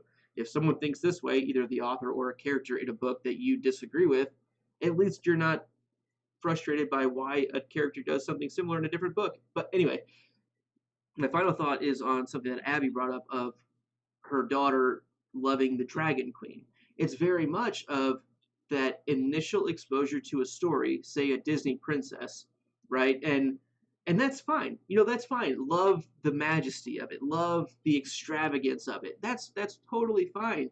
When she goes back and watches that when she's 16, 17, reads the books, gets more context of it. Think about when you learn about the Civil War when you're in first grade. It's pretty clear cut. It's this and this, boom, this is what happened. That's what she's seeing. She's seeing the colors. She's seeing the big high points. But when she starts getting into more of the nuance, it starts unraveling in a healthy way to make her question, okay, well, that's a lot more in depth and a lot more personal than I thought, and she'll get something more out of it at that point. It becomes a learning opportunity over time, which I think is really the value in reading things as an avid reader. And I know Melissa will absolutely back me up on this because that's one of the main things we talk about on Must Not Be Named is, hey, I've read these books since I was literally 10 years old, and now I'm 30 and I'm reading them again, and I'm picking up different things, and I've reread them over the past 20 years, and I've consistently felt about them differently. And I think And your perspective changes based on your worldview and where exactly, you are in your life. exactly, and I think that's valuable to get used to that of taking not only what you're reading into context, but also context of where you are yourself. I couldn't agree more. I want to be short here so we can get through some of this. My thought is there are times in your life where you spiral. There are times in your life where you have moved across this path. And at this point in my life, I'm 31 years old and I've never used literature as kind of a moral compass. And for some reason, within the last 2 years, all of a sudden I'm like, holy cow, maybe it was just me being blind, reading for, the very surface of what's going on. I hope at some point reading about somebody that has spiraled or this person that you have, wow, the Dragon Queen, for 7 years, I thought this chick was so great for my daughter. If she ever has a tough moment in her life, she can say, hey, let's backtrack. Yeah, she had it all. And she made terrible choices. And guess what happened? She failed. A teachable moment, like Luke said. Like, I just hope at some point exposing my children to this so early will be able to make a meaningful impact in their life. Maybe it won't. Maybe they'll just like stories. Maybe they'll just have good imaginations. Or maybe at some point we'll be able to use this antidote to other parts, trials, tribulations they go through. And Abby, you were away when I used this quote, so I'm going to read it one more time just for you. Thank you. A reader lives 1,000 lives before he dies, said Jojen. The man who never reads lives only one. And I think that's getting exactly to your point of they've seen other characters live through their flaws, right? And make these bad decisions. And it's not exactly the same context for where your daughter is, but you can learn. Maybe my daughter. Yeah. So I just wanted to reiterate because I felt like that was exactly what you were getting to. So I feel like one of my biggest things coming through this is, like you said, I've reread these things 1,000 times. I've always just been this surface reader. This has been on in the background, or I've read it and, hey, I got the answers on the test right. Good for me. I never read for more than that. In the last 2 years, because of this, I've looked in depth, and I'm sure to the people in the chat, they're like, well, no shit, Abs, great job. Let me give you a Chloe. Wait, you're doing great, Abs. You're doing great, girl. Exactly. But even what you just said, here, I'm going to throw a quote from Jojen. God, do you know how much I hate myself for being like, guys, I'm just not really on the Jojen train yet. Jojen train. That's where it started from, me being like, I'm not on the Jojen train because he's kind of annoying and he's kind of like, hey, I got all the answers. And you're like, maybe not, Abs. Let's slow our roll. I like that reading these books, watching these shows has given me a slower pause into judgment of not only literary characters, but people I meet. I have noticed, like, my judgment on them is so much less harsh right off the bat. And for me, a pat on the back. Nice. You're doing good, Abby. Thank you. Thanks, Chloe. Let's go to our next question. All right, thank goodness. And you all get 1 minute to answer this each. Let's see. Here we go. Question number 16. And what's been your favorite moment while sharing this series with your kiddos? Mine, honestly, was season 8 of Game of Thrones. Leo watched almost every episode with me. Not the first one with, Danny and John getting it on, but other than that, everything else. And like watching him, having him with me when we watched Winterfell, and like being with him when we both experienced Arya in that moment, like that was just awesome to be able to share that with my kid. So that's mine. Next. My favorite experience sharing these stories with my kiddo is reading the Fantastic Beasts Illustrated Edition every night. We do one beast a night, and that's the story that we read to go to bed. And he doesn't know if rumpants are real, or if, Oh, I think yeah. that's a really important thing, and it's a nice way to, as Melissa said, be careful about how you expose them to the main context and the main content. But it's a fun way to get him interested because I know he loves animals, and so we go through these creatures, and he knows the Ministry of Magic classifications. 5X means incredibly dangerous. You got to be very, very careful, and 1X means boring. So, no, that's been a lot of fun going through that. Okay. Ab? So, 60 seconds. Here we go. I have written down here notes so it gets me up to this point. Game of Thrones concerns me because of where I feel like women are objectified. So I'm very cautious about what I let my children see.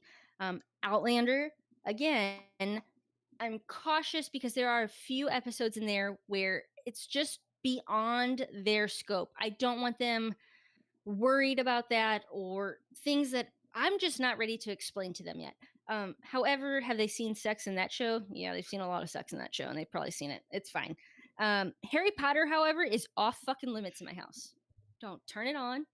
You're not watching it. We're not watching Harry Potter, okay? Because, like I said earlier, I want that magic. It might be a ridiculous hope of mine, but my favorite moment with my kids is in book 1. I'm driving in my car. We are almost home from St. Louis. We are like Oh, 15 minutes. We are like within where they're like, hey, mom, we're in Jacksonville. My 7-year-old knows, my 6-year-old knows we're in Jacksonville. We're close to home. Thank goodness. Yes, we're close to home. And Professor Quirrell, or we'll go with Harry, down in his obstacle course at the end of the book. Mm-hmm. And they're all like, oh, good. Whew. Okay, good. He made it through that. Oh my gosh, Ron. Oh my gosh, Hermione. And then we're at the final countdown, as Luke put it earlier. We're at the final countdown. This is the And final we have Harry- showdown. Then the Melissa showdown. saying final I countdown. started singing. Sorry. Okay. Yeah. See, this is why they're a great team. That doesn't cut. That doesn't cut into your 60 seconds. Thank goodness. Keep talking because I'm gonna put my brain around this to Oh, wrap it keep up in going. 22 seconds. Your Quirrell. So I'm at Professor Quirrell, and Quirrell has his hands on him, and I look in my backseat. I am driving, and I see in my rearview mirror, and I have kids because we're driving cross country, blankets up above their face, Just and they're like, terrified. Mom, and they're like, what? And I'm like, it's okay, it's okay. It was so real to them, and that moment for me was worth being the horrible mom that does not let them watch what is that fucking show called? Damn it, I can't think of it. The channel I'm trying to think that always have it on the weekends. Oh, But yeah, so it was just a great moment for me. Like they're completely invested. Mm-hmm. And maybe not my 4-year-old, but a 6 and a 7-year-old sitting there. Like my daughter is in tears. She's a crier. My son's like halfway under the blankets, like, mom. And I'm like, it's okay, keep listening. And then the relief, like that, not, oh yeah, he's a victor, but the relief that he was alive was just, I'm like, it's so real to them that this is what I've wanted. So I'm really happy that I got to share that with my kids. That's awesome. okay. I'm gonna skip session. So just for you all, I'm skipping question 17. I'm gonna move that to the end, just for your notes, Abby. I know you were following Yep. along. I'm a number girl. Mm-hmm. But I'm going to go with, okay, so those 2 questions were from Sydney. Now we're going to hit a run from Bailey. Bailey, who is our patron, Bailey, who is now one of the co-hosts of Yep. Outlander. She gave us a couple questions, and her first one was, why don't you talk about accountants? So that harkens back to Must Not Be Named, book 1, one of the early chapters where Ron. It's actually the platform 9 3/4. The journey from on the Hogwarts Express. Is that what it's called? Chapter 5. And when Ron is talking about, oh, we have a cousin who's an accountant, but we don't talk about him. And when Melissa and I were chatting on that chapter, we made an offhand comment of, yeah, we don't talk about accountants that we know either. It's just a good idea. We just stick to that. So Bailey, inside baseball, works as an accountant and was Right. immediately offended. And the fact that she's still around means she wasn't too offended. But it was really funny. It's become a bit of an inside joke of, oh, I thought you don't talk about accountants. But so anytime I talk about Bailey, it's, you don't even talk about accountants though. So Well, and I have an answer for Bailey of okay, why we well, don't. let's go for it. Much like Aunt Josephine Ann Whistle, who lives by Lake Lachrymose, and her fear of realtors, we have a fear of accountants, and therefore we don't go anywhere they are. That's true. That's true. We do a real math. How about that? Yeah, there you I go. like their Netflix show. I'll tell you that. What is there a show called The Accountant? No. What were you just talking Oh, about? Series of Unfortunate Events. Yeah, it's Yes. it It's has so many fantastic. big names in it. I was floored. I put it on because I was like, this has to be appropriate for my children to watch with us without me original- hating my life. You wait. The original movie had a lot of big names in it, and it was good. Yeah, it was. I Man. liked it. I liked it. Anyway, Okay. that's why we don't talk about accountants. Next. That's why we don't. Okay. Question next. I don't know where we are. We're somewhere in the list. 19. What is your favorite show that we do?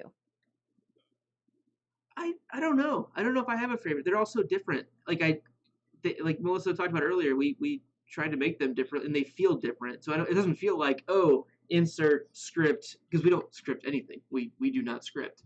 No, because I hate writing. Yeah, no, we talked about that.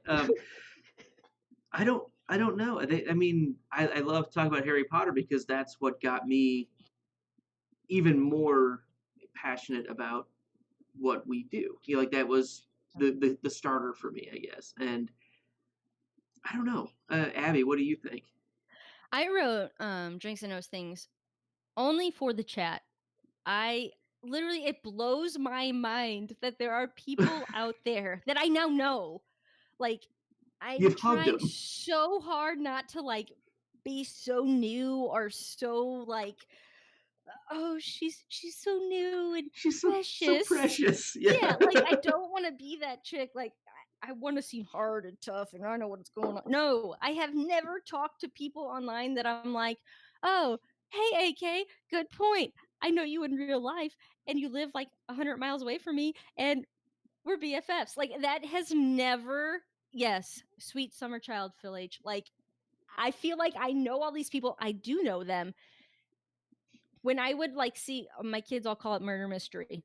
They were on an online chat with these people. And I'm like, oh, you fucking crazy ass motherfuckers. Like, why do you think you know these people? I get it now. I so get it. And that's why I love Drinks and Nose, because I have an online community. I did not know it could be this way. That's my fave. I have to choose Must Not Be Named, and it's not part of it is because I'm not on Drinks and Nose that often. So, but I do love the show, and I love Floats Down Here. But unlike those two shows, Must Not Be Named is a almost decade-long commitment. Like It's the mothership.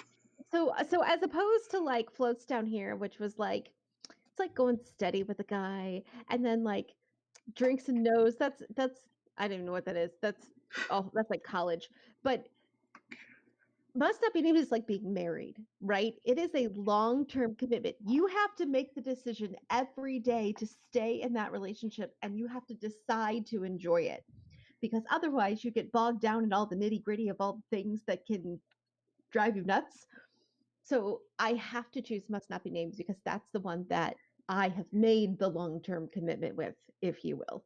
I will alter my answer because I gave a non-answer really. Although I love being the first time reader on Floats Down Here, it's very frustrating because that's the nature of being a first time watcher or a first time. Like, it's tough. If you've ever done Word it, to your mother. it's tough. That's why I don't do it. I just want to watch the next fucking episode. I just want to read the next fucking chapter. But no, I gotta wait 2 weeks until we record, and then we don't record. I gotta read it again and wait another week and a half. Like it's difficult. But I want to give a shout out to Find Some F Words because I don't do anything. I'm not on it. I don't have to do So- anything. I love it. I was selfishly gonna pick that one. No, Only it's because- it's so funny. It's so if you have not listened to it, please do. It is so funny. It's so funny. So I'm glad Luke has to do nothing for it, but that's the exact reason why it was gonna be like my honorable mention, as Must Not Be Named likes to use honorable mentions, because it's the first one that doesn't have Luke involved, and like not passion project, but it's like my baby. Like I'm learning, it's growing along with me, it's coming along slow. The doctors may say, hey, you're effectively starving your child, but it's happening and I love it. And so that one is definitely a big I like it. I'm proud of it. That's my big thing. Like I'm really proud of that show.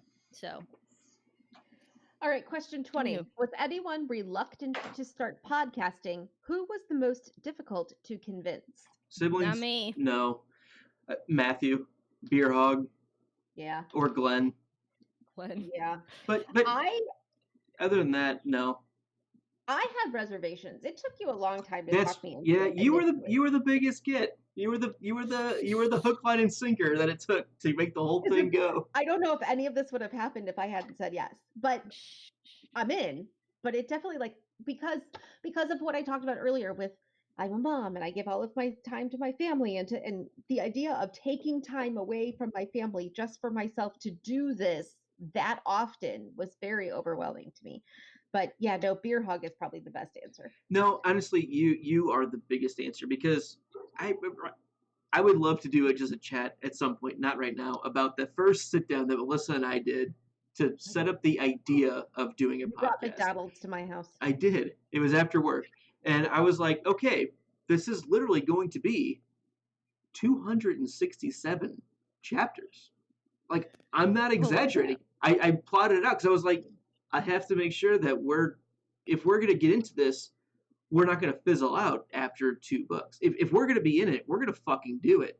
That's just a This is fundamental. marriage. And that was the biggest thing that we talked. We talked about, names. We had a bunch of ideas and the easy fluffy stuff. Hey, format of the show, which has overall held pretty true. But the biggest thing was after we did that first sit down for an hour and a half, 2 hours, I had this question. We're going to be working on this in 2022. That's what it is. Are you interested enough to start this with me? Because I have a hard time changing things drastically once they're going. And it's one thing for like Must Not Be Named to change like from book to book. We do slight variations of things, which is great. But if you drop out in the middle of this or even early on, like I'm going to keep going and I want to know if you're with me. And when you And I did we're the math in- and I said, well, my daughter's about to start her 6th grade year. This is my oldest, was about to go into 6th grade. Sure. And by the time we finish, it'll be like December of her senior year. yeah. Okay. And you said, yeah, It was that's like- what that started was the it. whole It was thing. like, I did the math. Okay. All right. And I was in. All right. Those are the end of the Bailey questions. But then Sydney came back to wrap up some questions right at the end. Are you ready?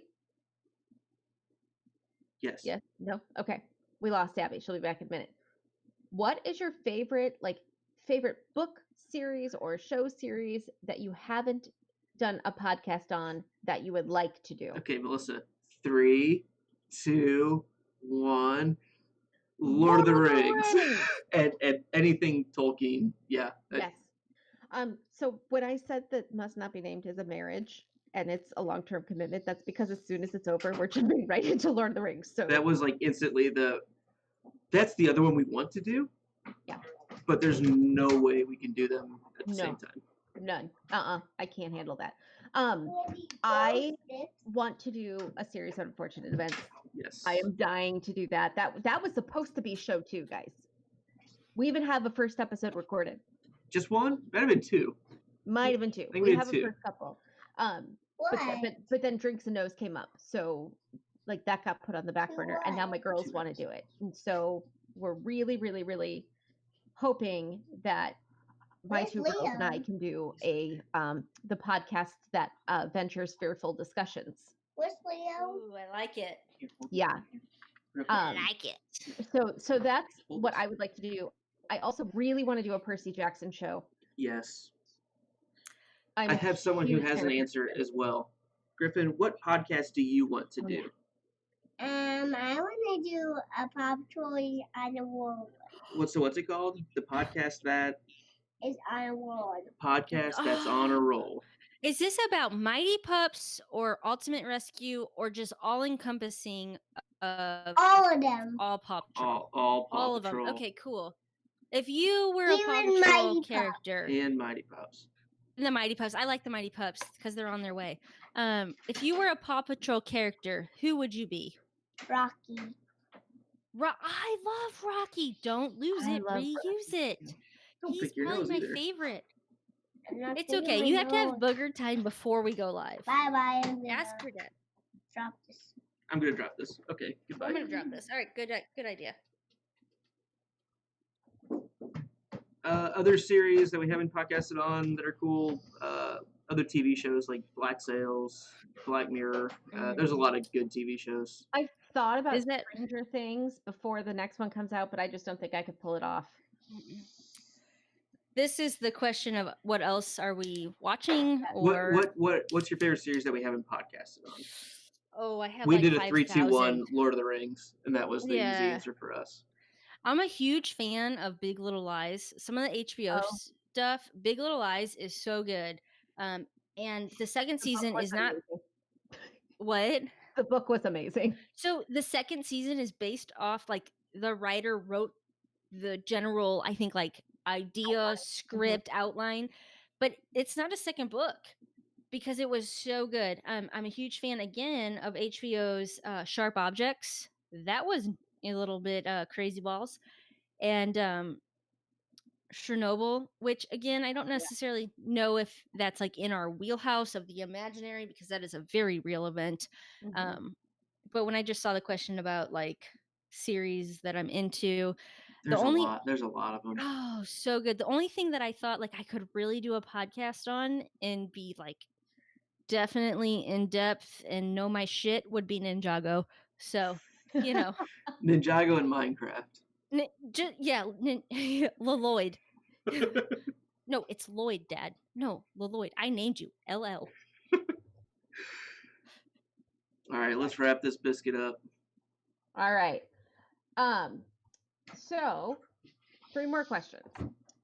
What is your favorite and least favorite thing about the Thrones or Potter fandoms? Snape love. That's Snape's- your least favorite or favorite? That's my least favorite thing about the Potter community is the forgiveness that Snape gets. Mine is the people who think they're Potter fans but have only seen the movies. Boom. I feel like And- that's, My- that's fighting words, but it's a thing. Yeah. My thing, one of my least favorite things is just all the hate season 8 gets from Mhm. Game of Thrones. I personally, I loved it. I had no expectations. I have not read the books. I wasn't very in depth, but as a TV watcher, HBO viewer, it gave me everything I needed. The only thing that it didn't give me was enough. So I don't necessarily think that's a bad thing. I wish we had more time, but all the hate, let's redo this. I mean, these actors and artisans put so much time and effort into it. Let's not knock them. Like, this is a multi-million, billion-dollar business, and they did it wrong. I don't know. All right. Any favorites? Favorite Favorite things? It's just the people. People are awesome. I truly, I don't know. The fandoms. I'm it wasn't something that we grew up with, even though I think we talked about how literary focused we were growing up, or not. we still did it somewhat internally. Like, Now look what I found. I know Mhm. you found a ball, and we didn't do fandom. Like, I've been a Harry Potter fan since it started. I didn't know about wizard rock music until last I was year. gonna say Like, that Yeah, was no, me neither. that's awesome. Like, that's really cool stuff, and they do a great job with it. I think that's one of the most impressive things that I've experienced becoming a part of like Hogwarts Radio and getting to know that side of things a little bit better. Whoops. I will say, with far as fandom goes, like I said, I didn't even know there was like a community. I thought the only community or online chat people were people who killed you because of murder mystery. No, they do. However, but I mean, you might. Phil H is out there. Phil I'll just H say is that. my nemesis, so Phil H is out I there. worry like, about he- meeting him. I mean, it's probably him and I together against you because he's my, homie. But I didn't know like things like what we're doing right now on YouTube existed. However, the only thing of fandom I ever knew of was No, book Fandom 5. Saint, he's there. He's in the chat No, too. no, Fandom D Saint is dead to me. Okay, Miss Sunday. Oh, I'm still mad at you, fandom. Okay, we ain't good yet. You're But going down a rabbit hole. Come on back. yeah, no, was book 5, Melissa and I going to pick it up from the store. Like that, to me, that was like the fandom. I was in St. Louis, middle of America, sitting out at 12 o'clock at night, halfway through a Barnes and Noble, sitting by the lesbian fiction section. I'm And sorry, it was a Borders. oh, Borders, sorry.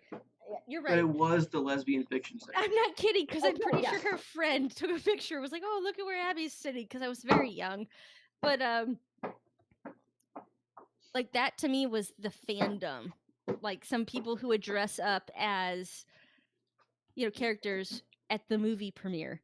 So to have this whole world explode, that's crazy. That's amazing.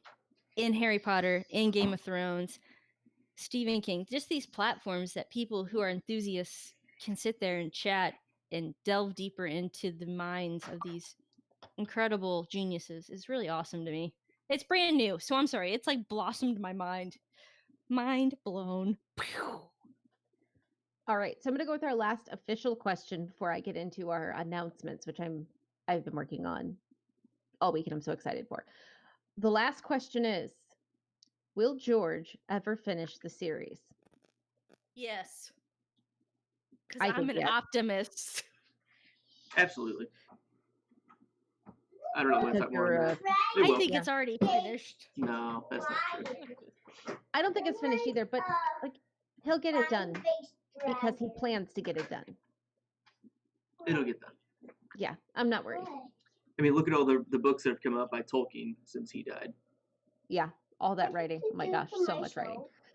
Okay, so that takes us to the question I skipped from Bailey on what are your future plans for the shows and the network? And so I want to, Clovis is back there talking. I want to go ahead and take us to our big announcement. We started our Patreon account a little over a year ago, and we are so thankful to all of those people who have joined our Patreon Legion. That's why we're doing this tonight, because we hit our first goal. But we realized that we weren't giving enough back to all of our patrons. So we have updated and upgraded all of our Patreon Legion tiers. So we want to tell you that anybody who signs up now will get all kinds of new and exclusive benefits. If you join, Luke, are you good if I do each of the tiers? Is that what we're like going for now? Yes. Okay. I just have a Not really. time bomb that is way going off. Okay, so basically we've got all of these tiers. You get all kinds of stuff. If you join in any tier, you get access to our patron only RSS feed. There's going to be all kinds of exclusive content coming out there, including I'm going to call it backstage with the fam, where we're going to do like videos and just different chats on, or not chats, but different like view into the lives of the family on there.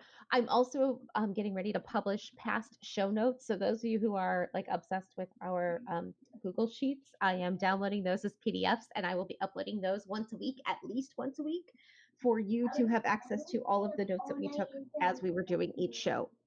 Other tiers include things like direct access to us on our Slack team. You access us 24 hours a day because we all have it on our phones. You can chat with us. We send out lots of questions through there. Other things are our yearly senatorial merch club, where once a year we're going to send out a thank you gift to anybody at that particular level or above. So, like a care package directly from us, along with monthly digital image downloads. So, all kinds of different stuff, whether it's Abby's doodles or Leo's pictures, all kinds of background family artwork that we have. You'll be getting a once a month download. And we'll be doing a giveaway twice a year. So, on top of the care package, you'll be entered into a giveaway. If you're on certain levels, you get one entry, higher levels get more than one entry. And then the highest level of all actually gets 2 care packages every year. Plus, they get the ability to guest appear on a show of their choosing. For a limited time only between now and September 1st, anybody who joins at our top 2 tiers automatically gets a free t-shirt from us. So I know Abby's been working on a design for that.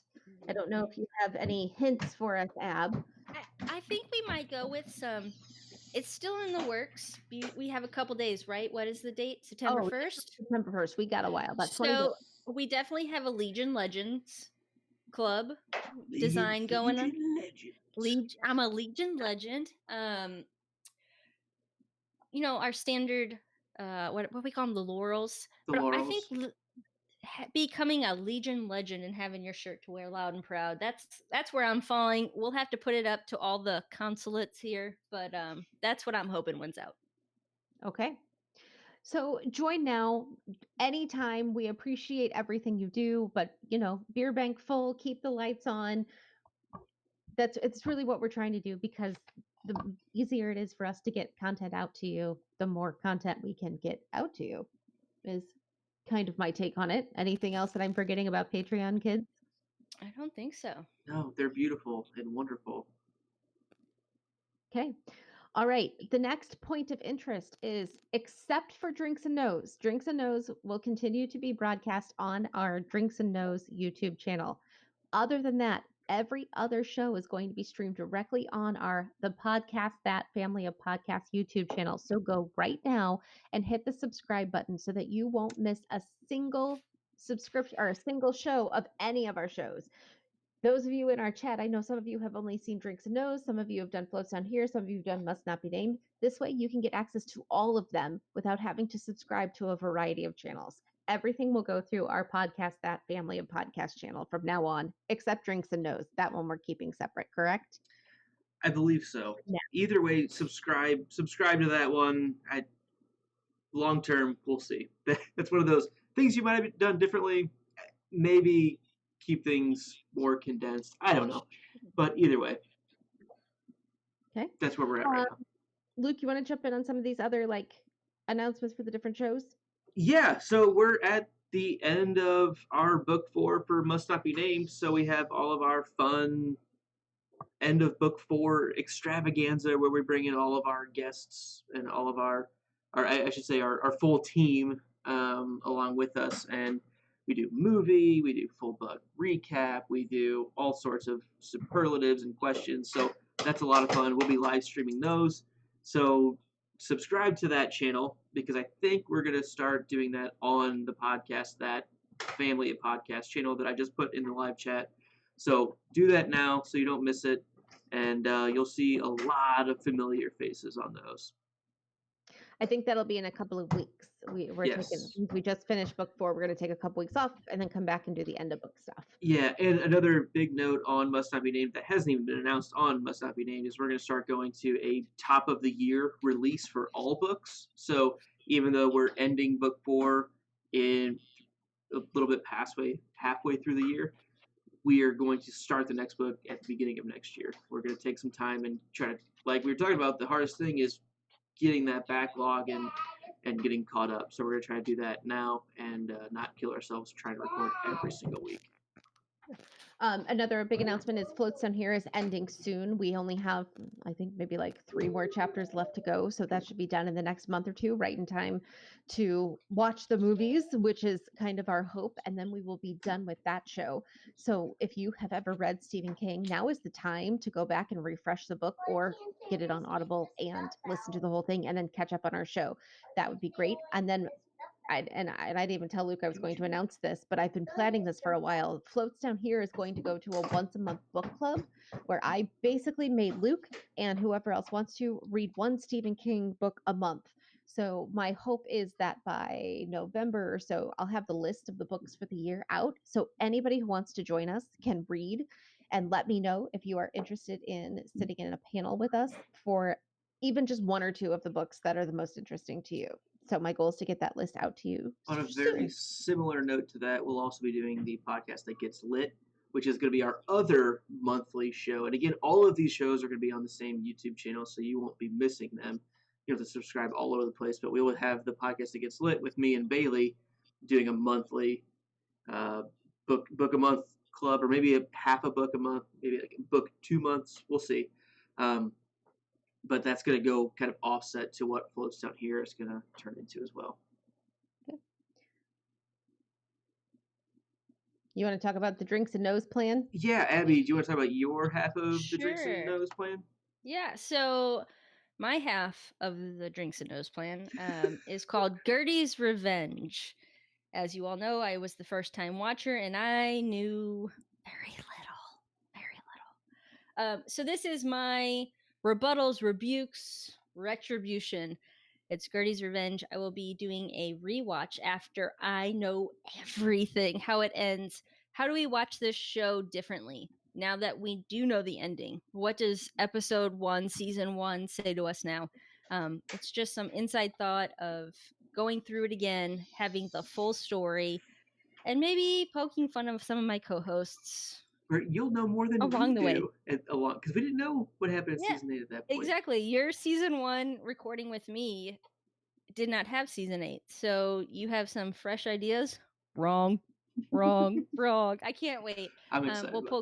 We'll pull clips from our previously recorded episodes. But Gertie's Revenge, I'm really excited for it. I'm excited to have the entire internet to search and delve into my thought basis. I'm excited to have the books to be there and support what I'm saying, instead of just watching one episode and saying, sure, this is what I think. Microfinger's the best. Yay! Gertie's Revenge needs to happen. The other thing that Drinks and Nose is going to be doing is a pre-recorded tabletop role-playing game that me and a couple of friends did back in 2017. It was actually about the time that we were doing our original season 1 stuff with Abby. That was just like we had just finished watching season 7, or it might have started when season 7 was still on.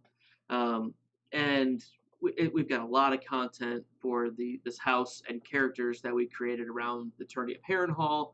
It's a lot of fun. So that's going to be called A Game of Ice and Fire. I'm learning some video editing. That's kind of the new obstacle that Abby was talking about earlier, of learning video editing and creating a lot of visual interest out of not using video necessarily. So a lot of created stuff, animated type things, and I'm hoping that's going to be a lot of fun. Well, I think it's a lot of fun. Hopefully it'll be visually interesting, and I'm excited to share that story with everyone. And then Ab, go ahead. What is your plan for your show as well? So, Fights and F Words, which is an Outlander journey through the stones. That you've been hearing about since season 2 of Drinks and Nose. Yes, it's so bad. So episodes, not even episodes, we haven't even broken it down that way. Part 1, 2, and 3 are already out, released. You can search for them at the podcast that Fights and F Words, because the real F word was just too harsh. I couldn't do it. Our next episode, or part 4, will be released August 13th. 2 a.m. actually, August 13th. And then I didn't even know that. Yeah, you ready for that? August 13th. Luke learned something. Yes. And then the next thing that we will do with this podcast is we will have the gathering of the clan. So we will have some first-time watchers, some, loved veterans, all sorts of things, talking about different things, all about season 1. This will complete our entirety of season 1. That will be released in the next month, and then we're full steam season 2. If you haven't watched Outlander, it is a Star series. Which I I think do- just came out on Netflix. It is. Season 1 and 2 are on Mhm. Netflix. I want to say season 1 and 2, but not all 4. There are 4 Mhm. seasons out right now. I believe 1 and 2 are on Netflix. It is a very, very good show, in my opinion. I like the books. I do feel like if you are a fan of Game of Thrones, fantasy, maybe some history, this is for you. And again, different strokes for different folks. I'm highly into it. But our gathering of the clan will happen in the next few weeks here. August 13th, part 4 will air, and I'm really proud of this. This is like, oh my gosh, Abby has graduated 8th grade. Good job. So I'm very proud of myself. I'm so and proud of you, Abby. I know. Like I said, it's like, my I favorite show because I don't do I anything. know, but it has been like super huge leaps for myself as, personally, getting it off the ground or whatever. I just can't believe I'm audio editing anything. This is insane. But yeah, so Stars Outlander, catch up on Netflix, season 1. You can listen to our podcast. The last part 4 of the season will catch you up all the way through season 1. That will be out Tuesday, August 13th. The podcast that fights and F words. Yep. And that wraps us up for tonight. I just want to remind everybody one more time to go to patreon.com/stayimaginary so you too can join our imaginary legion of content creators and support staff. I literally cannot wait to start making these care packages and t-shirts and all the different things we have planned for people. Ooh, me neither. But until then, As always, I done a kin, so Solange va. As always, stay imaginary. That's on every show. thanks. All right, good night. I have to go make some s'mores, or else Clovis is gonna kill me. Yeah, you're let's go, Dad.